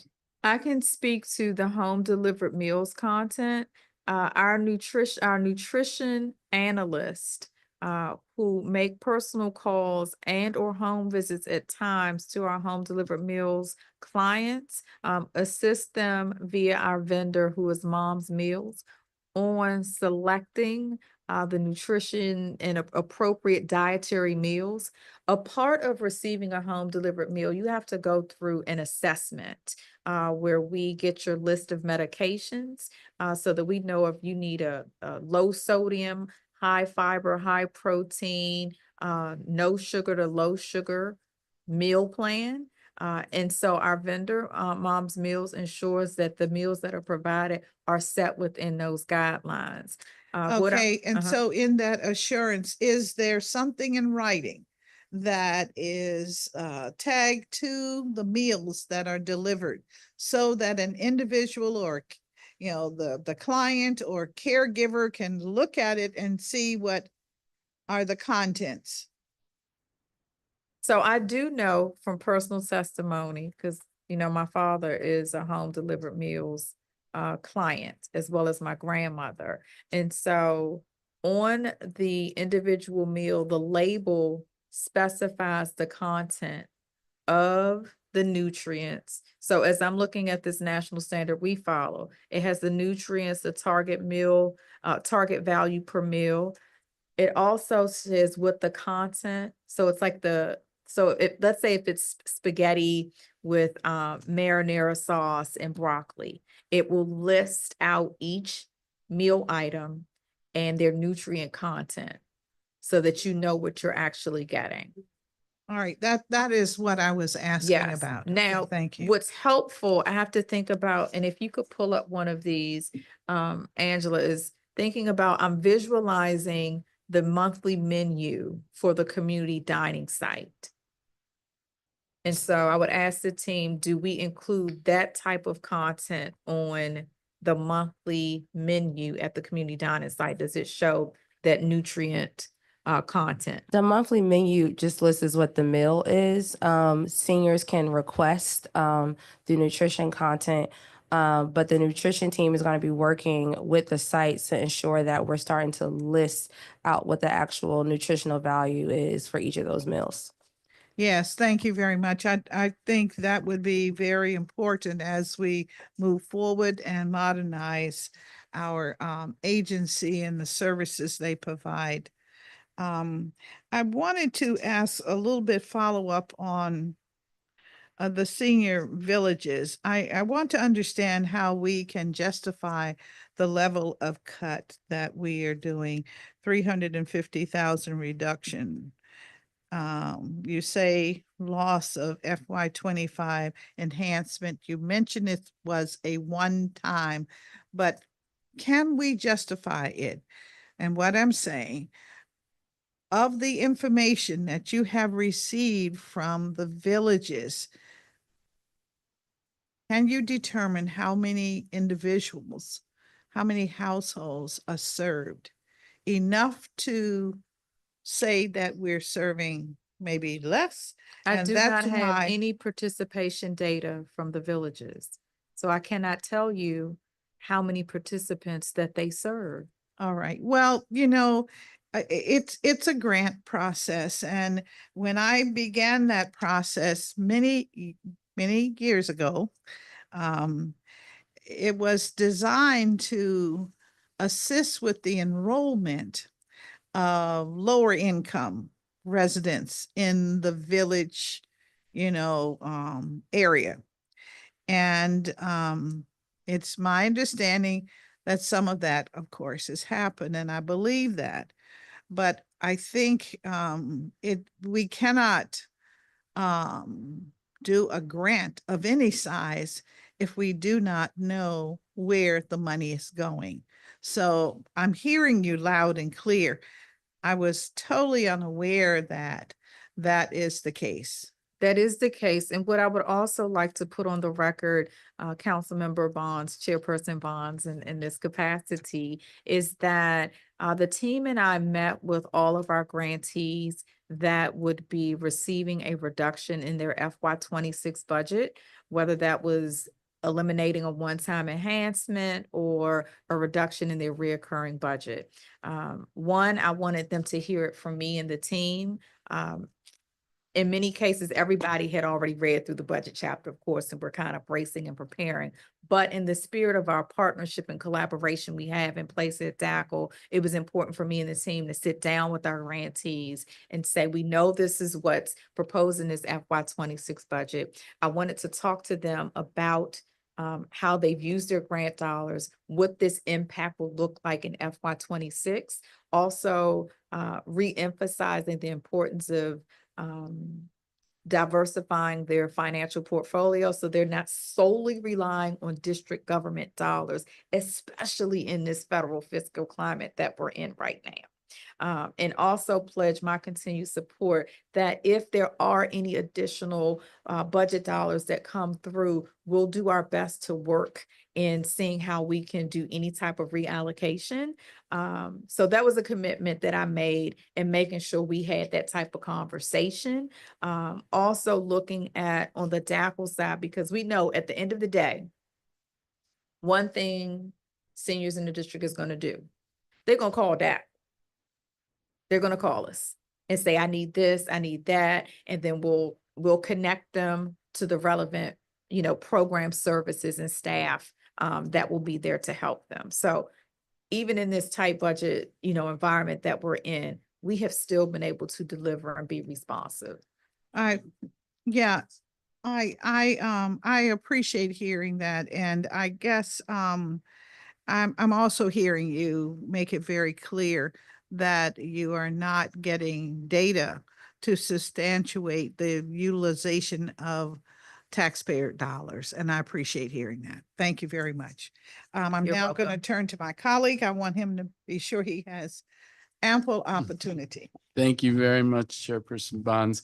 A couple of questions on lead agencies. We talked about transportation. Iona has $150,000 cut for transportation. I think I put on the table the idea that concern about that we're meeting all the transportation demand that's out there. You responded on that, but then there's also Dementia Navigators, which does not get the enhancement that was provided last year. It's not renewed, and that's a citywide program that serves lots of people with very, very acute needs. Think without the dollars that are there's probably 100 families that won't be served in the way that I think we would like for them to be served. What other things are you doing to make sure that these families suffering and dealing with a dementia diagnosis are fully served by the district? Thank you for that question, Councilmember Fruman. And I'd like to acknowledge that Iona is not the only DACL grantee that is impacted by the elimination of one-time enhancement. And so just to highlight for the record, Iona will not receive a one-time funding of $250,000 for their ADRD. Iona will continue to receive $154,000 in recurring ADRD funding. I also want to recognize that Genevieve and Johnson Adult Day Center will not receive $75,000 in one-time funding in FY '26. And Sibley will not receive $100,000 in one-time funding in FY '26. So great question to start off this conversation. Just again, repeating and reframing that I had grantee meetings with our grantees that were going to be losing funding, whether that was the elimination of one-time enhancement or a reduction in their reoccurring budget. I am happy to introduce who's here with me today from Team DACL, Giovanna Hunt. Give a wave, Giovanna, who is our dementia coordinator. She works in the APS unit, our Adult Protective Services unit, under the supervision of Lutania Hubbard, who is one of our supervisors for APS, and that's a part of our clinical services cluster under the leadership of Joan Williams. So Giovanna is just shy of about 2 months and a few weeks on the job, but she is hitting the ground running by visiting our ADRD programs and staff, learning about the work that they're doing. She is a very experienced and accomplished social worker with a very diverse and strong background in working with families and patients who may exhibit Alzheimer's, dementia, or related diseases. A part of her role will definitely be to coordinate and have a handle on the various ADRD programs across district government. The sister agency that she's partnered with is DC Health. So working on brain health initiative. She's also our point person for when any families are calling into DACL with concerns or questions about what am I supposed to do? This is what I'm experiencing at home with my loved one. I don't know which direction or way to turn to. So she is definitely an asset to the team. I know you were very strong advocate and supporter of us pursuing a position alongside a chairperson Bonds. We've had a number of conversations. We worked very closely on a senior and getting her some support and services via Iona and DACL. And so in having my conversations with the grantees who will be losing this one-time enhancement, it's also looking at how was your program running before the one-time enhancement? Because what we also have to drive home is that one-time enhancement does not mean it's reoccurring. Yeah, I hear you. It can be eliminated. And that's what's I hear you. I have happening. limited time and I'm gonna have to go, but the one-time enhancement brought it back to where it had been previously. You're right. I'm a total supporter of having this position, but my Yes. question to you Mhm. was what are the additional things that you're doing? And frankly, you listed other cuts in the area of serving. But I also talked to you about the FTE that we Yes, so hired for. that's, So acknowledge that one, right? That absolutely, Thank you. that's the answer to the question is you added that FTE, but you made all of these other cuts. And the question is And whether or not that FTE. I did not make cuts. Okay.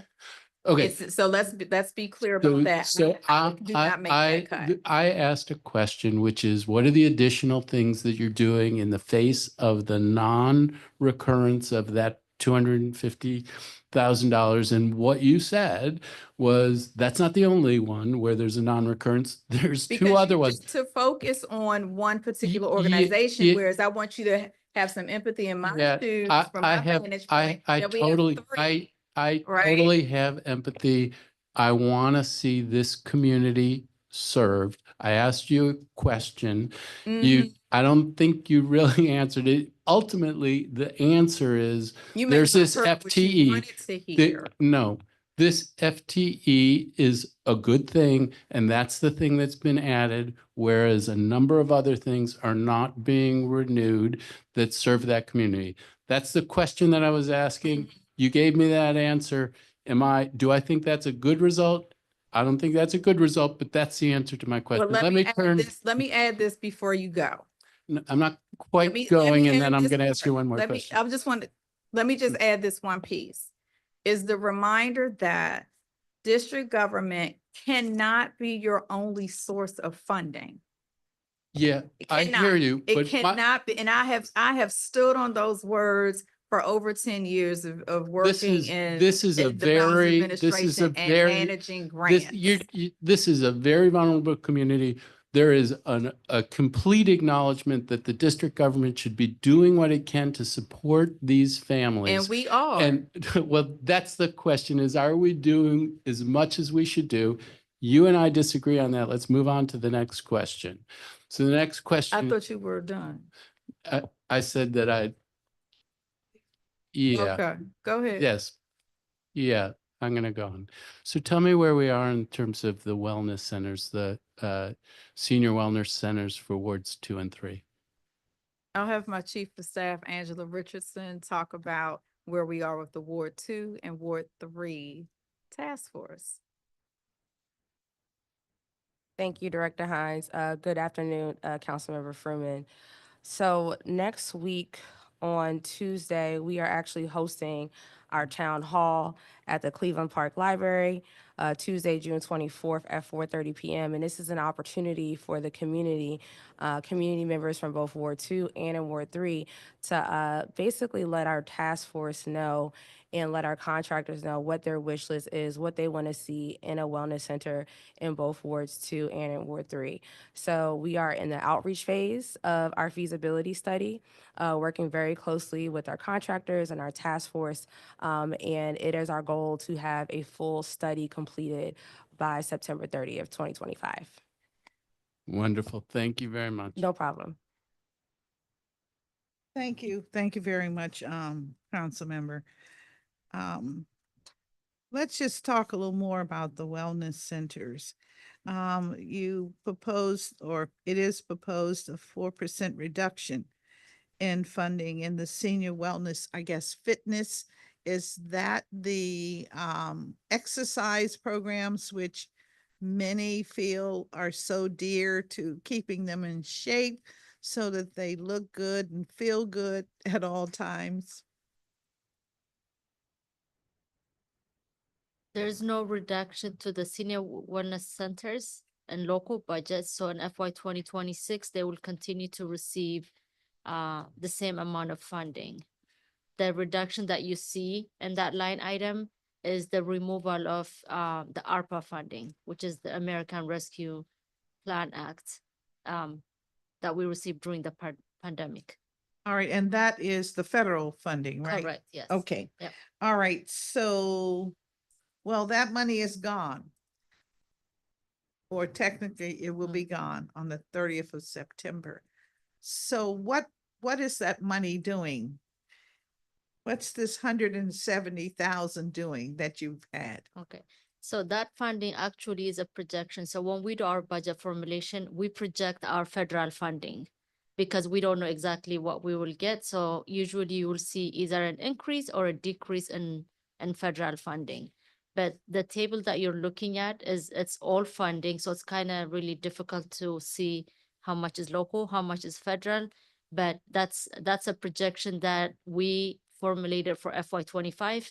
When we close FY 24, we projected that we will have ARPA funding going forward, but it doesn't mean that we have those funding. Once we pay all of our invoices, then we adjust it accordingly to see if we have a rollover or not.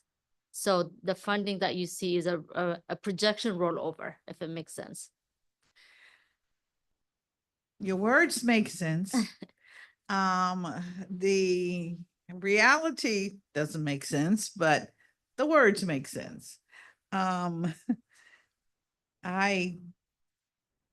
I were cynical, I would say, well, then how do I know how much money you will have in 2026?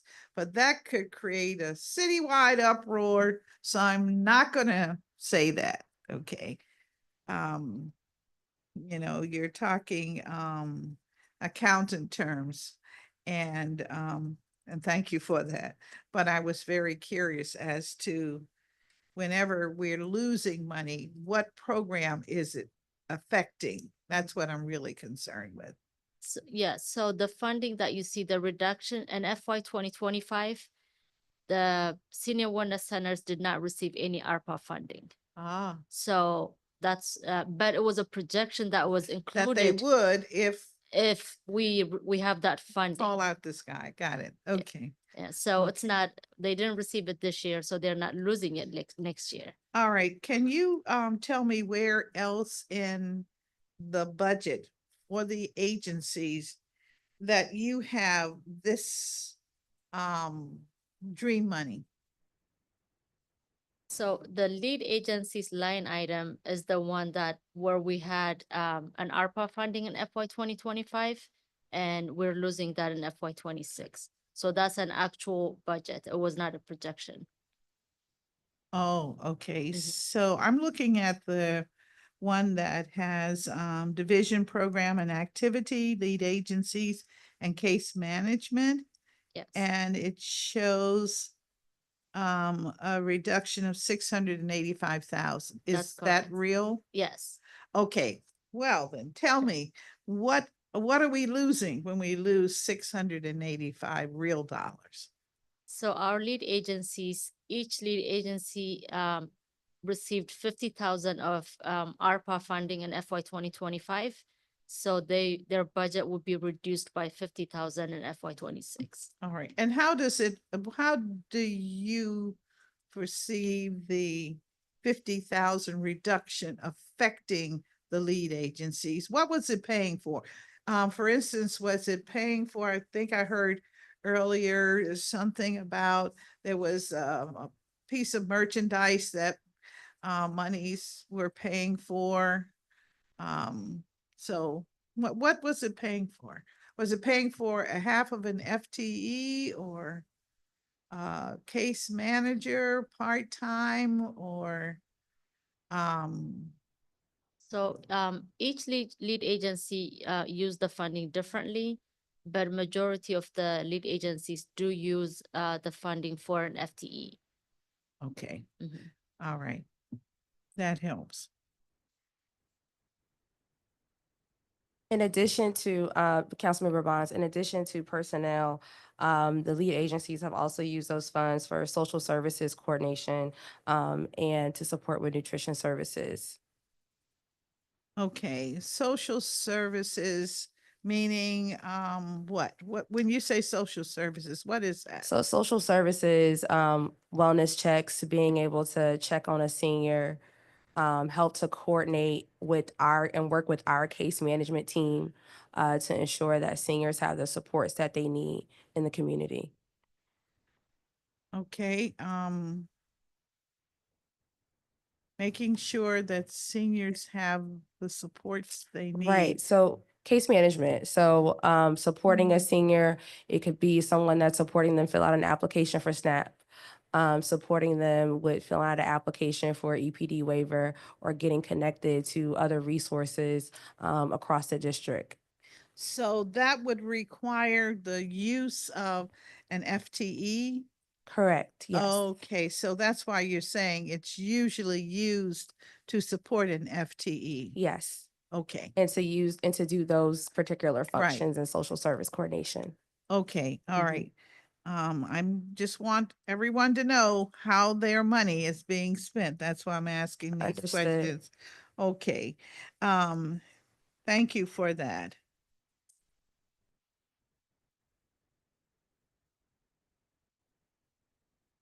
Are there any staff requirements that DACL has placed on lead agencies, like must have to be a lead agency, a recipient of the grants process?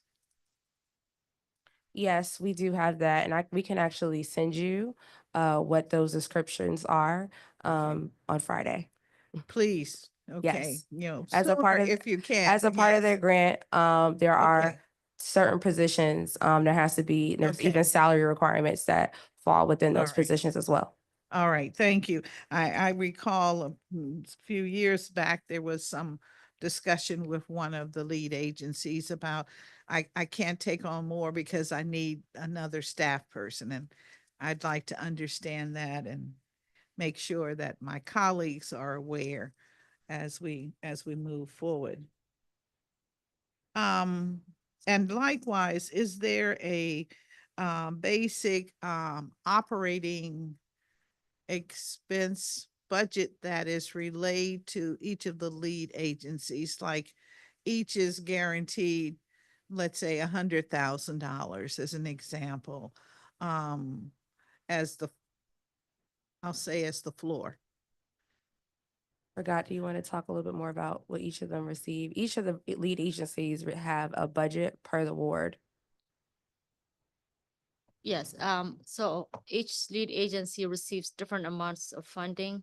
So in FY 2026, we will maintain that same amount of funding minus the $50,000. Of course, that was reduced from ARPA. If you'd like to know how much each lead agency receive, I can give you those numbers. Yes, you're gonna send me Yes, that. we could, Yes, yeah, yes. we can provide that. I just thought if there was a floor, we would be able to say, you know, in order to be a lead agency, you have to have $500,000, 5 staffers, and these are the types of services you would provide. Just I'm looking to see whether or not we have some uniformity, some basics in the programming that we do. I understand that the city is different parts of the community are different, and we have to address that. But just trying to understand, it's all good information to have when we start talking about dollars and cents and why maybe one part of the city focuses on 1 or 2 things and another part of the city may have to focus on 8, as an example. We So, can make sure we send you that. I mean, Please. there is uniformity in our lead agencies in Okay. terms of the baseline services that they do provide. And the funding varies depending on because of the need, right? Okay. So we'll make sure that we give you that in addition to the various positions that each of our lead agencies has to have. All right, okay. And I am hoping that we can have resources for the memory circles, especially because they seem to be working from the vantage of the memory circles. That's what they say. And I hope that you are receiving data that indicates that. But I fear maybe you're not because you're not receiving information from the grantees, correct? No, we receive information from Sibley Senior Senior Okay. Association. We receive information, data from Iona Senior Services and Okay. Genevieve and Johnson. The group that we are trying to work with to receive data, and our team actually has a meeting in the coming weeks or even maybe even days with the collaborative of the senior villages to ensure that it's equitable in terms of the type of data that we are receiving from our other grantees, that we can also receive it from them as well.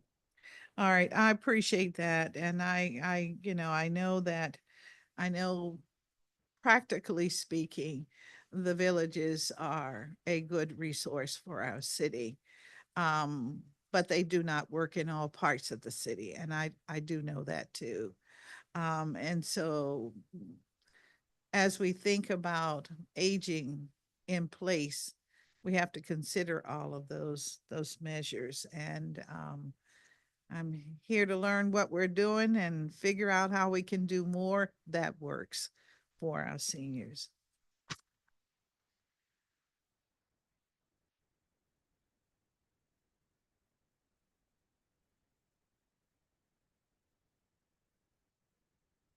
Adult protective and legal services. You of course know that I have heard from legal aid to the elderly about this $110,771 reduction. Heard it loud and clear at a recent hearing. So how can we restore this? Because it affects the hotline, that is the intake of complaints. And do you get reports on how effective this is? I need the truth.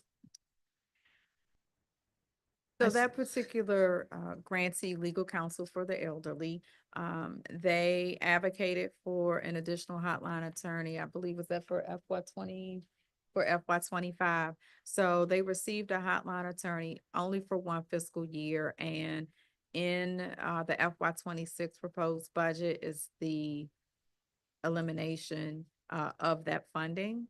And so I will say that LCE is a strong partner of DACL. But it also goes back to, although it wasn't called a one-time enhancement, that particular FTE was just funded in this current fiscal year that we're in. And so I do not have in front of me performance data, but I know that they have provided data around the work that that hotline attorney has done. We're not able to, when I think about our FY 26 local dollars, we do not have it in our budget to cover that attorney. I do believe that was someone, LCE, we did meet with them as well, correct? Yes, and we I met with think them as well. you sustained a cut in FTEs, am I correct? Or did you gain an FTE? We did not gain any FTEs. Okay. Do you have any vacancies? We have vacancies that are in a freeze right now. Okay, Those positions are frozen. okay.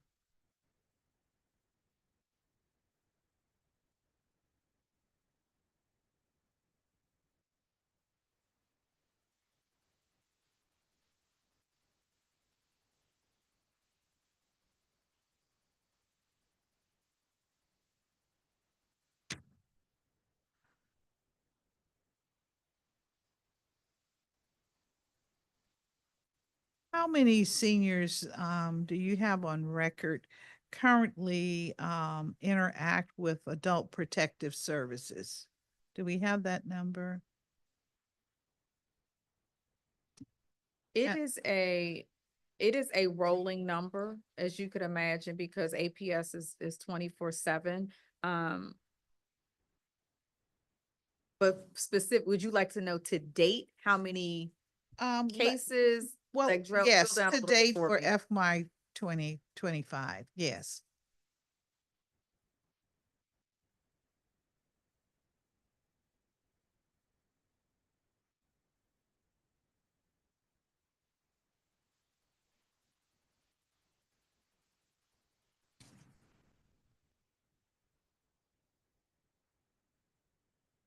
Pulling that data for you, Okay. Chair.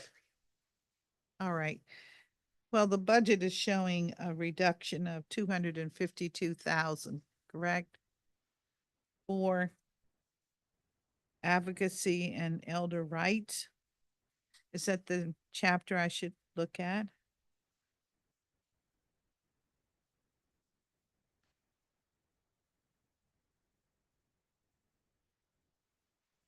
Yes, yes, Okay. that's correct. Yes, we had an ARPA funding that we received for adult protective services. That was also a 3-year grant. We used it 21, 22, 22, 23, 24, and 25. So this year it expires in September 30, 2025. All right. But we do have small grants for APS that we will continue to receive. It's not as big as the ARPA, but we received about 20,000 this year, and we will continue to receive it for 26. all right.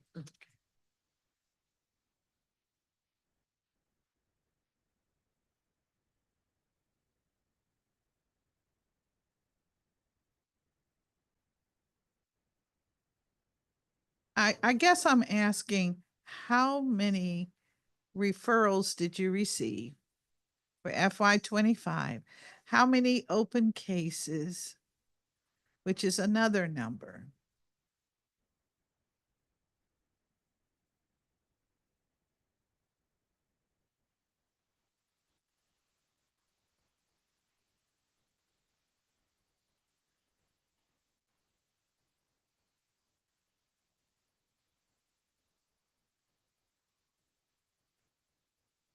All right, and then you would need to come to the mic so that you, all right, well, that would be helpful.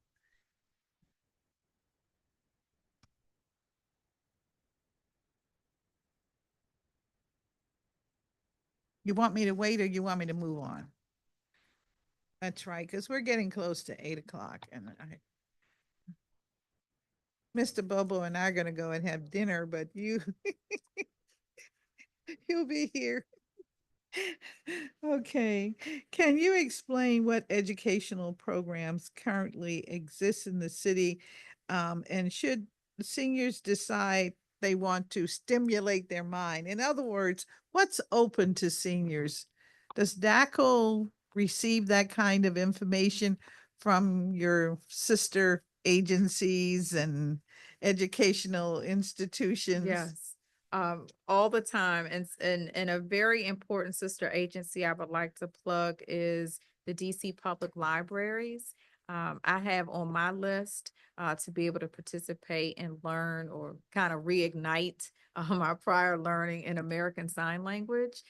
So I get to learn about, in addition to receiving the newsletters from the sister agencies, our senior wellness centers on their activity calendars also do coordination with the various sister agencies. So Octo, we have Adrian Sutton, who I've talked about before. I hired him when he was a Mokers for Ward 7. That's kind of back in the day now when you think about it. But he goes out to the Senior Wellness Center and he'll go out and partner with the lead agencies and go to our community dining sites to do technology classes. So teaching seniors how to use their smartphones, how to set up an email account.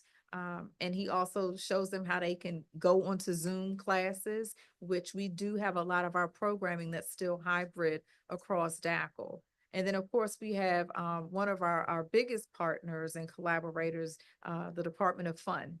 DPR, Department of Parks and Recreation, who oftentimes we are supportive of each other's events. We just had our very successful, for the first time in a long time, indoor senior fest, where your favorite thing, we had exhibitors from across governments and nonprofit organizations present and giving information. Our annual education component to DACL, our senior symposium, right now, it usually would have happened right about this time. But because of budget constraints, we weren't able to do senior symposium in the format that we normally do at Frank W. Ballou Senior High School in the Great Ward 8 in Southeast. Go Ballou Knights. That's my homage to being at DCPS for those years. But what we're looking at for senior symposium, because last year we did a focus on financial abuse and scam prevention. We work with our federal partners and our DACL partners on how to watch out for scams. So what we're looking at for this year is taking the senior symposium as like a road show to our senior wellness centers as well as to our senior buildings. We're working on the topic that we're going to focus on, but that's how we do our education and capacity building, generally through the senior symposium and follow-up. I also think about Elder Abuse Prevention Day. We partner with MPD on a scam day. So talking to seniors about getting scam phone calls or getting those text messages, why you don't click on those links, and so forth and so on. In addition to that, I do want to add that the team has been working, and since Marla Lahat is in the hearing room, has been working very closely with home care partners to host a week-long Falls Prevention Week happening in September. A lot of our seniors have been requesting to learn more about how to prevent falls and what are the best ways to do that, which I think is extremely important when we think about education and aging.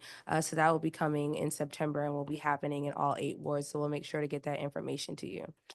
Thank And you I for do have that. those referral Yeah. numbers for you. Okay. If you like. All right. So year to date, 1,647 referrals for the adult protective services. All right. And how many cases are open? So we have screened in 767 cases, screened out 874. All right.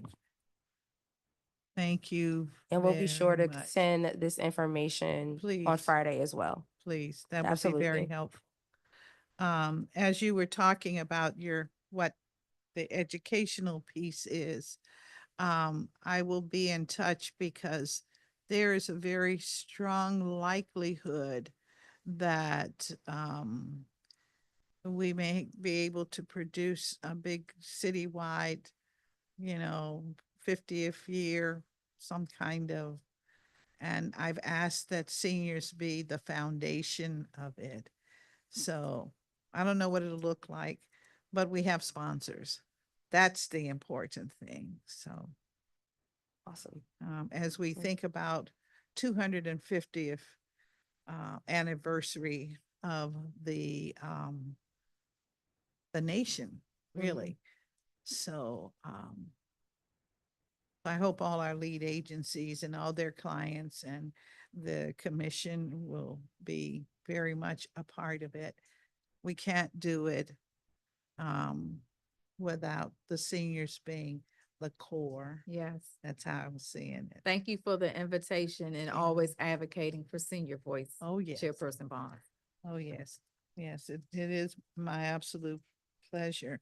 Let me just ask you if you have had any follow-up with the Institute of Gerontology at the University of the District of Columbia.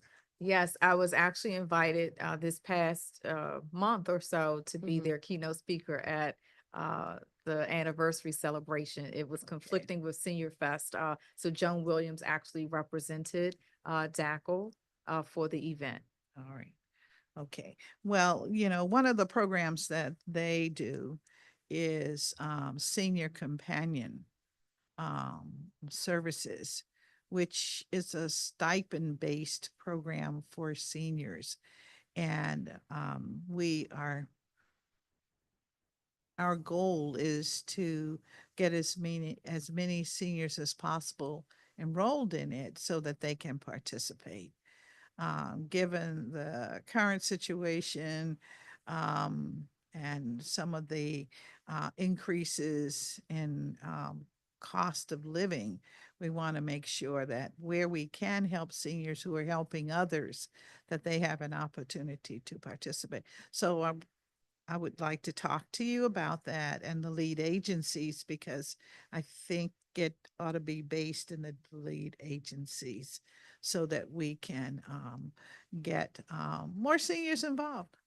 And maybe this will bring out some that are isolated, and will want to become partners in this program. Duly So- noted. Thank you. And then housing.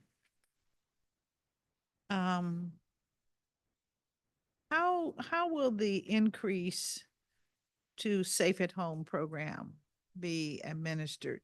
Through the same process? Okay, Yes, through the same process. all right. And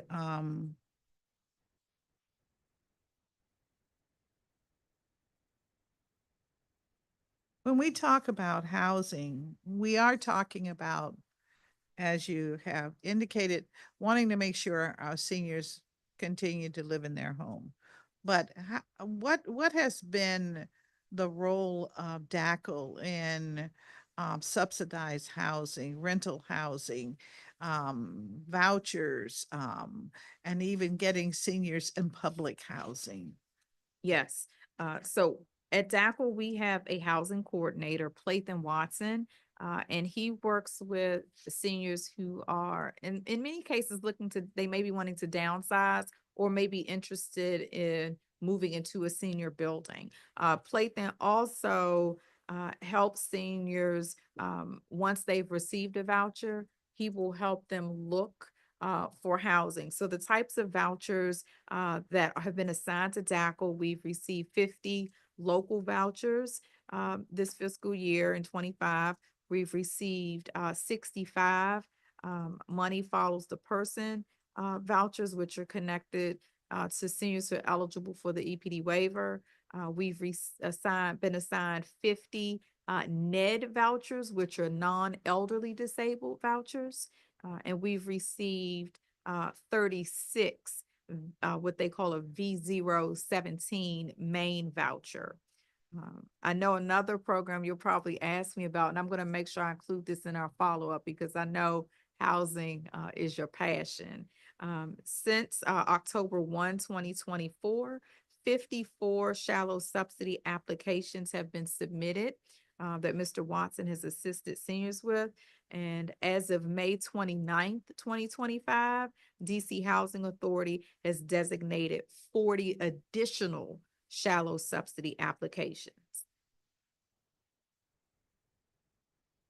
That's a good record. You want, I got something else for you. Okay, all right. The That's a very Single good. Family Rehabilitation Program that's administered through the Mhm. Department of Housing and Community Development. There have been 5 referrals for the Single Family Rehab Program. Please note this service was recently added into our case management cluster, because going back to earlier in our conversation today during the hearing, when we talked about data collection, performance management, one thing I've, stressed to the team is that we want to make sure we're capturing all of our participant data on all the calls we're receiving. And so we've upgraded data monitoring for the different types of housing programs that seniors have called us about, which is why I've been able to give you this added data that I think you're very excited about. I am ecstatic. A few years ago, I asked for 100 vouchers to be set aside for seniors.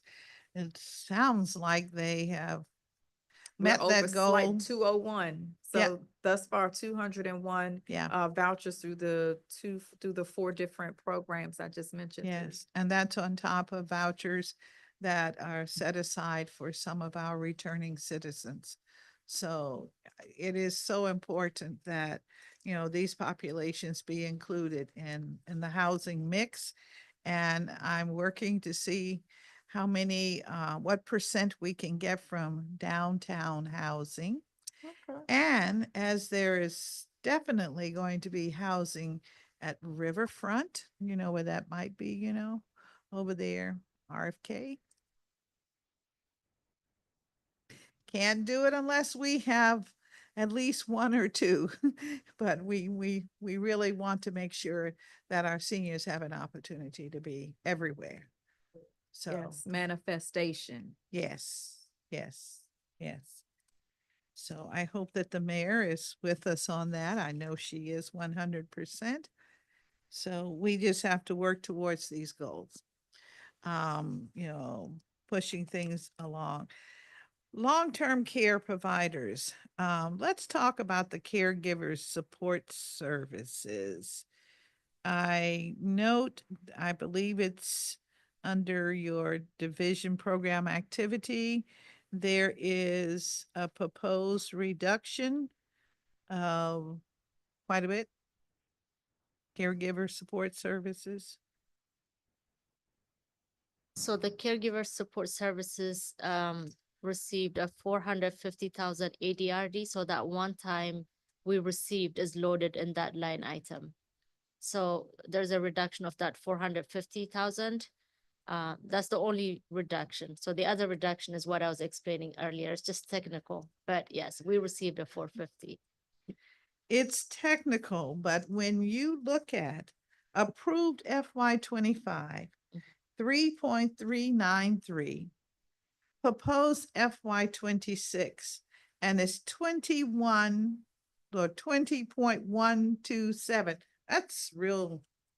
But you're saying it's that dream stuff that. So we when we did our FY25 budget formulation, we formulated an ARPA funding that we projected that we will have for FY25. So our federal funding is a multi-year. We received a grant award, but we have 2 years to spend. So when we do our formulation, we project, since we're still within the year paying invoices, we will project to say, okay, we might have, let's say 400,000 that we're not going to spend in FY24 that we will roll over for FY25. All right, so then In reality, Mhm. I take the 3.393 Mhm, and deduct from that 450. mhm. That's the real deal. I mean, Yes, the real cut is the 450,000, okay. correct. it's called hiding dollars.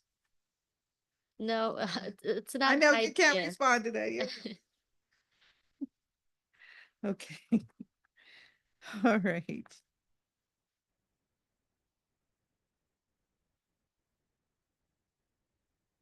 Let me ask you, please, about your contracts, particularly where are you with your food contracts? You knew I would ask you about that. I did know you were going to ask us about that. And we have been working diligently with OCP, our Office of Contract and Procurement. I can say that our two current food vendors will be receiving their notice of award. And that would be Dutch Mill, which is Great American, and Ocean Pro. They are our two current vendors that provide the meals for our community dining sites. Something else I will let you know is looking at, since we just have the two vendors, is dividing the wards. So one vendor would get 1 through 4, and the other vendor would get wards 5 through 8. And so OCP is finalizing those details as we speak. They have notified the vendors that they are receiving the award. They're just working through their process. Right, and I want the public to know she would not have given me that information unless the vendors had already been notified, because that would have been a violation of our process if she had.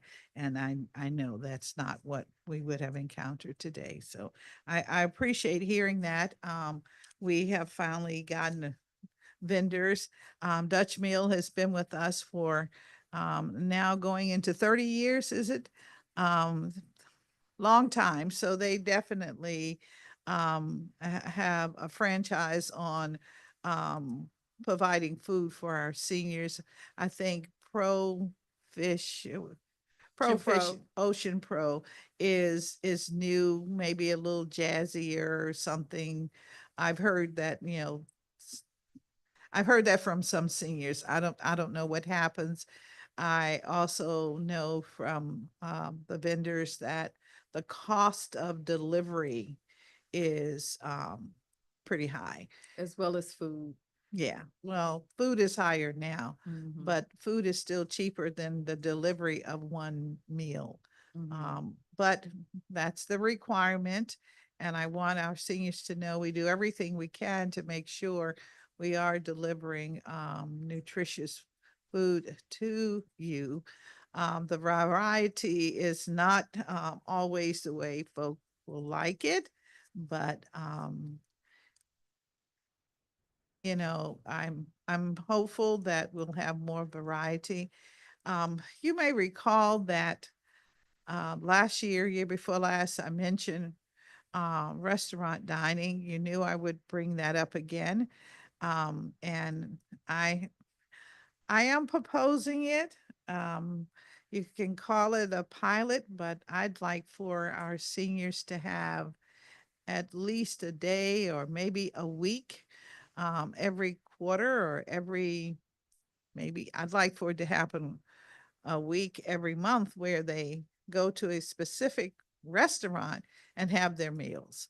So we have to work out the transporting of the individuals to the location, but the restaurant association is very excited that this could become a reality for them. And I think it would help our overall economy. So I'm looking at it from that perspective and wondering how we carve out some of those dollars so that we can get that done. Or, the budget is with the council now, so. Okay. So I'll be on the lookout. Yeah. I'll be on the lookout. And we want to appease our seniors, no matter what flags and colors that we wear. Okay.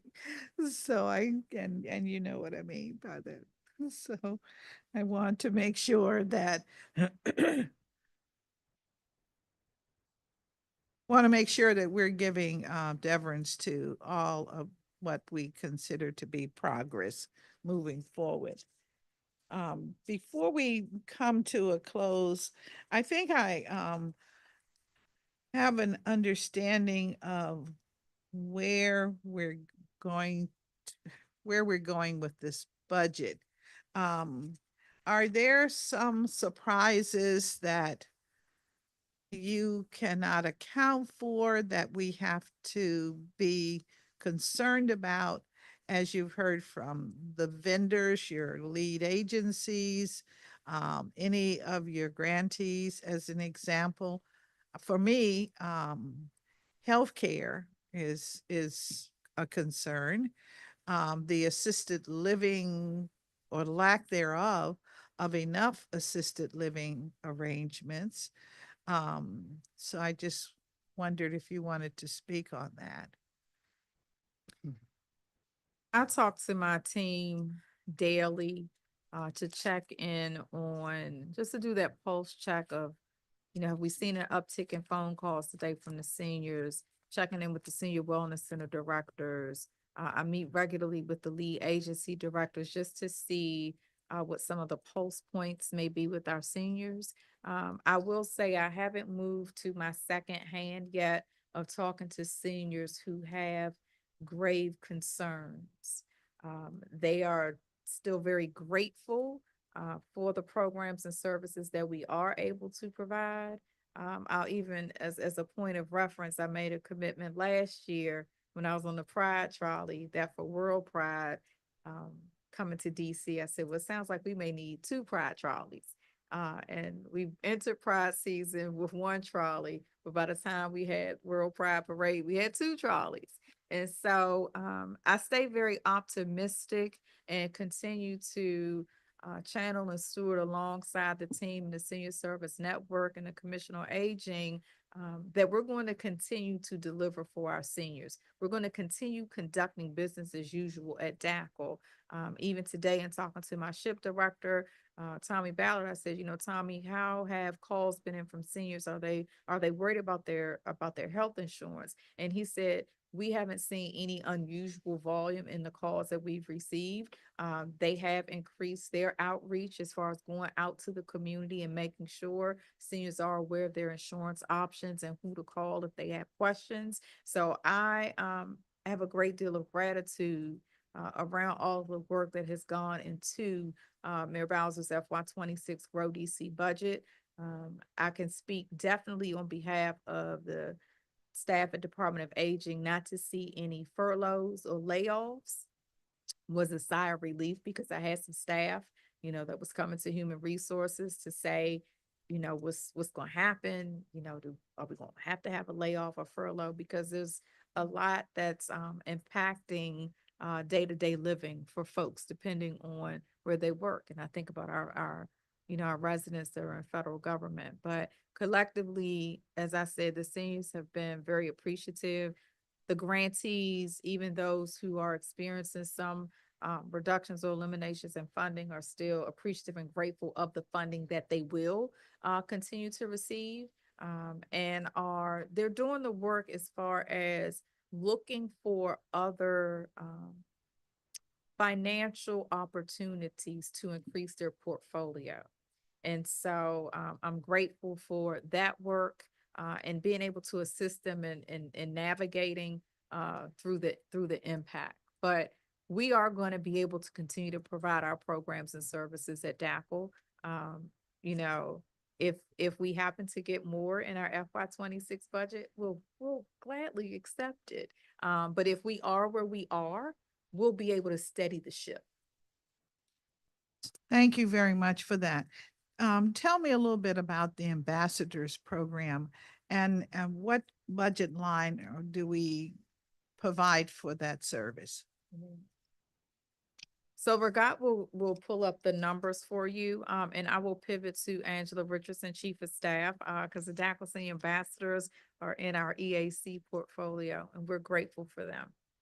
Thank you, Director. So our ambassador program, we train seniors all across the city to become DACL ambassadors. So they are essentially what the mayor refers to mokers, her eyes and ears. They are our eyes. They are our eyes and ears in the community, being able to shepherd the resources and programs door to door to their neighbors. We actually have a training coming up this Friday, June 20th at 500K Street Northeast, which is our headquarters. So if anyone is interested in learning more about the ambassador program and becoming an ambassador, they can attend that training. So our team trains seniors on becoming an ambassador, providing them with resources and the services about our programs. We've been doing that for the past 2 years now, training individuals not just in English, but also in Chinese Mandarin, Spanish, Amharic, and French. Those are the languages that we do the ambassador training in. And do these individuals have like a particular workload that is, 20 hours a week, 10 hours a week? What do they do? And is there a stipend attached to that service? There is not a stipend that is attached to the service. It is a volunteer-based program, but it is a very popular program. We have more than 200 senior ambassadors and growing across the city, and a diverse population of ambassadors, as I mentioned, the different languages that the training is trained in. So no stipend, but the seniors, they wear their ambassador attire as a badge of honor. They have shirts, they have messenger bags, they have pins, and they support us in need at our events. So at our senior holiday celebration, oftentimes they're the ones that are staffing the DACL table, or when we have an outreach event, they're the ones that are there. And it's my belief that no one can speak more about the work that DACL does than the people that are receiving the services. And so the people who are receiving those services more often than not have become senior ambassadors because of how the services have helped them in their lives. So recruitment, do you recruit from the lead agencies and from the other grantees, or how, how, how do you get it? Everywhere. We recruit everywhere. When we would put it in our newsletter in the Beacon newspaper, our outreach team who's in the room, by word of mouth, our lead agencies, our senior service network. But most of the seniors who come to become a senior ambassador is through word of mouth because another senior ambassador supported them, and they learned about DACL services and programs. They too wanted to become a senior ambassador.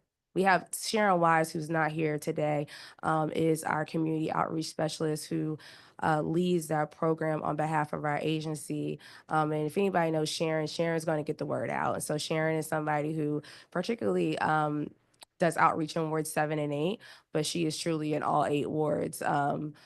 I would say resident senior because she's a senior herself, and also an employee. So she's really helping to shape that program and ensuring that we're reaching people and reaching the seniors who need the services and all those who want to be a senior ambassador.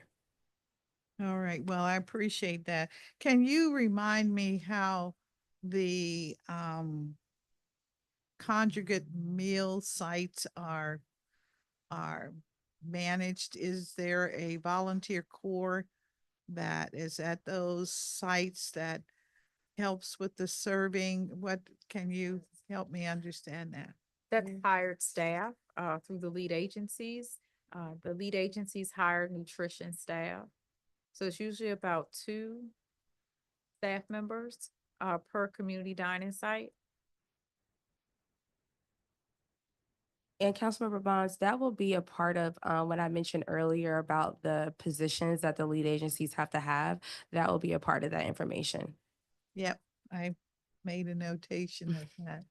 I'm just trying to get a full picture of what balancing we would be nice to have if we can do it. That's Understood. what I'm trying to do. And of course, the lead agencies are not, they're not part of the witness pool today, but you do have a few here. Yes. And so I think they would like to say something if they had an opportunity, but I know you've spoken well for them. And so I'll leave it at that. we do have difficulties, with dollars and cents this year. We do not have those federal dollars, that we became very fond of for 3 years. And things are a little tight, but, my goal is to try to identify what we're going to do with what has been allocated. And then if there are any real gaps, see what I can come up with, you know, to help in any way. So, to have to be silent lead agencies and grantees. I know we're going to hear from you, but whatever is the additional request, please make it meaningful and don't waste your government's time, because um, they're you're competing against many other entities. So I just want that to be clear. And so you'll also, in your what you send me as a follow-up, would you speak to how you're handling VITA, which is sort of not a wellness center, but definitely is a service center program. And their Spanish speaking population is really delivered to them through a bus network every day. And of course, like anything else, it is growing population. So if you would let me know how you're going to handle that. And also for the villages, can you indicate what the amount is per village that, for each village, what was their grant amount to help us understand that? And let me just check.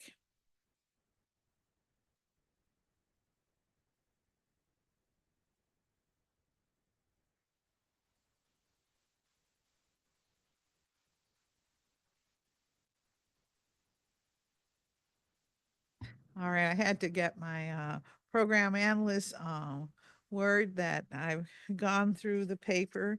I could go through a few more. We could talk about performance plan for 2026, but we're going to hold you to your performance plan. You know that.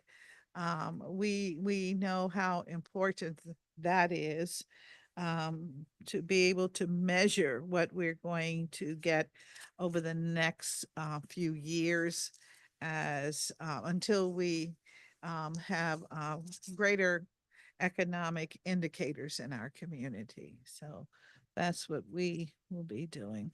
So with that said, oh, I was going to turn and see who is this council member, and all right, and give you an opportunity, but thank you all for spending time with us today.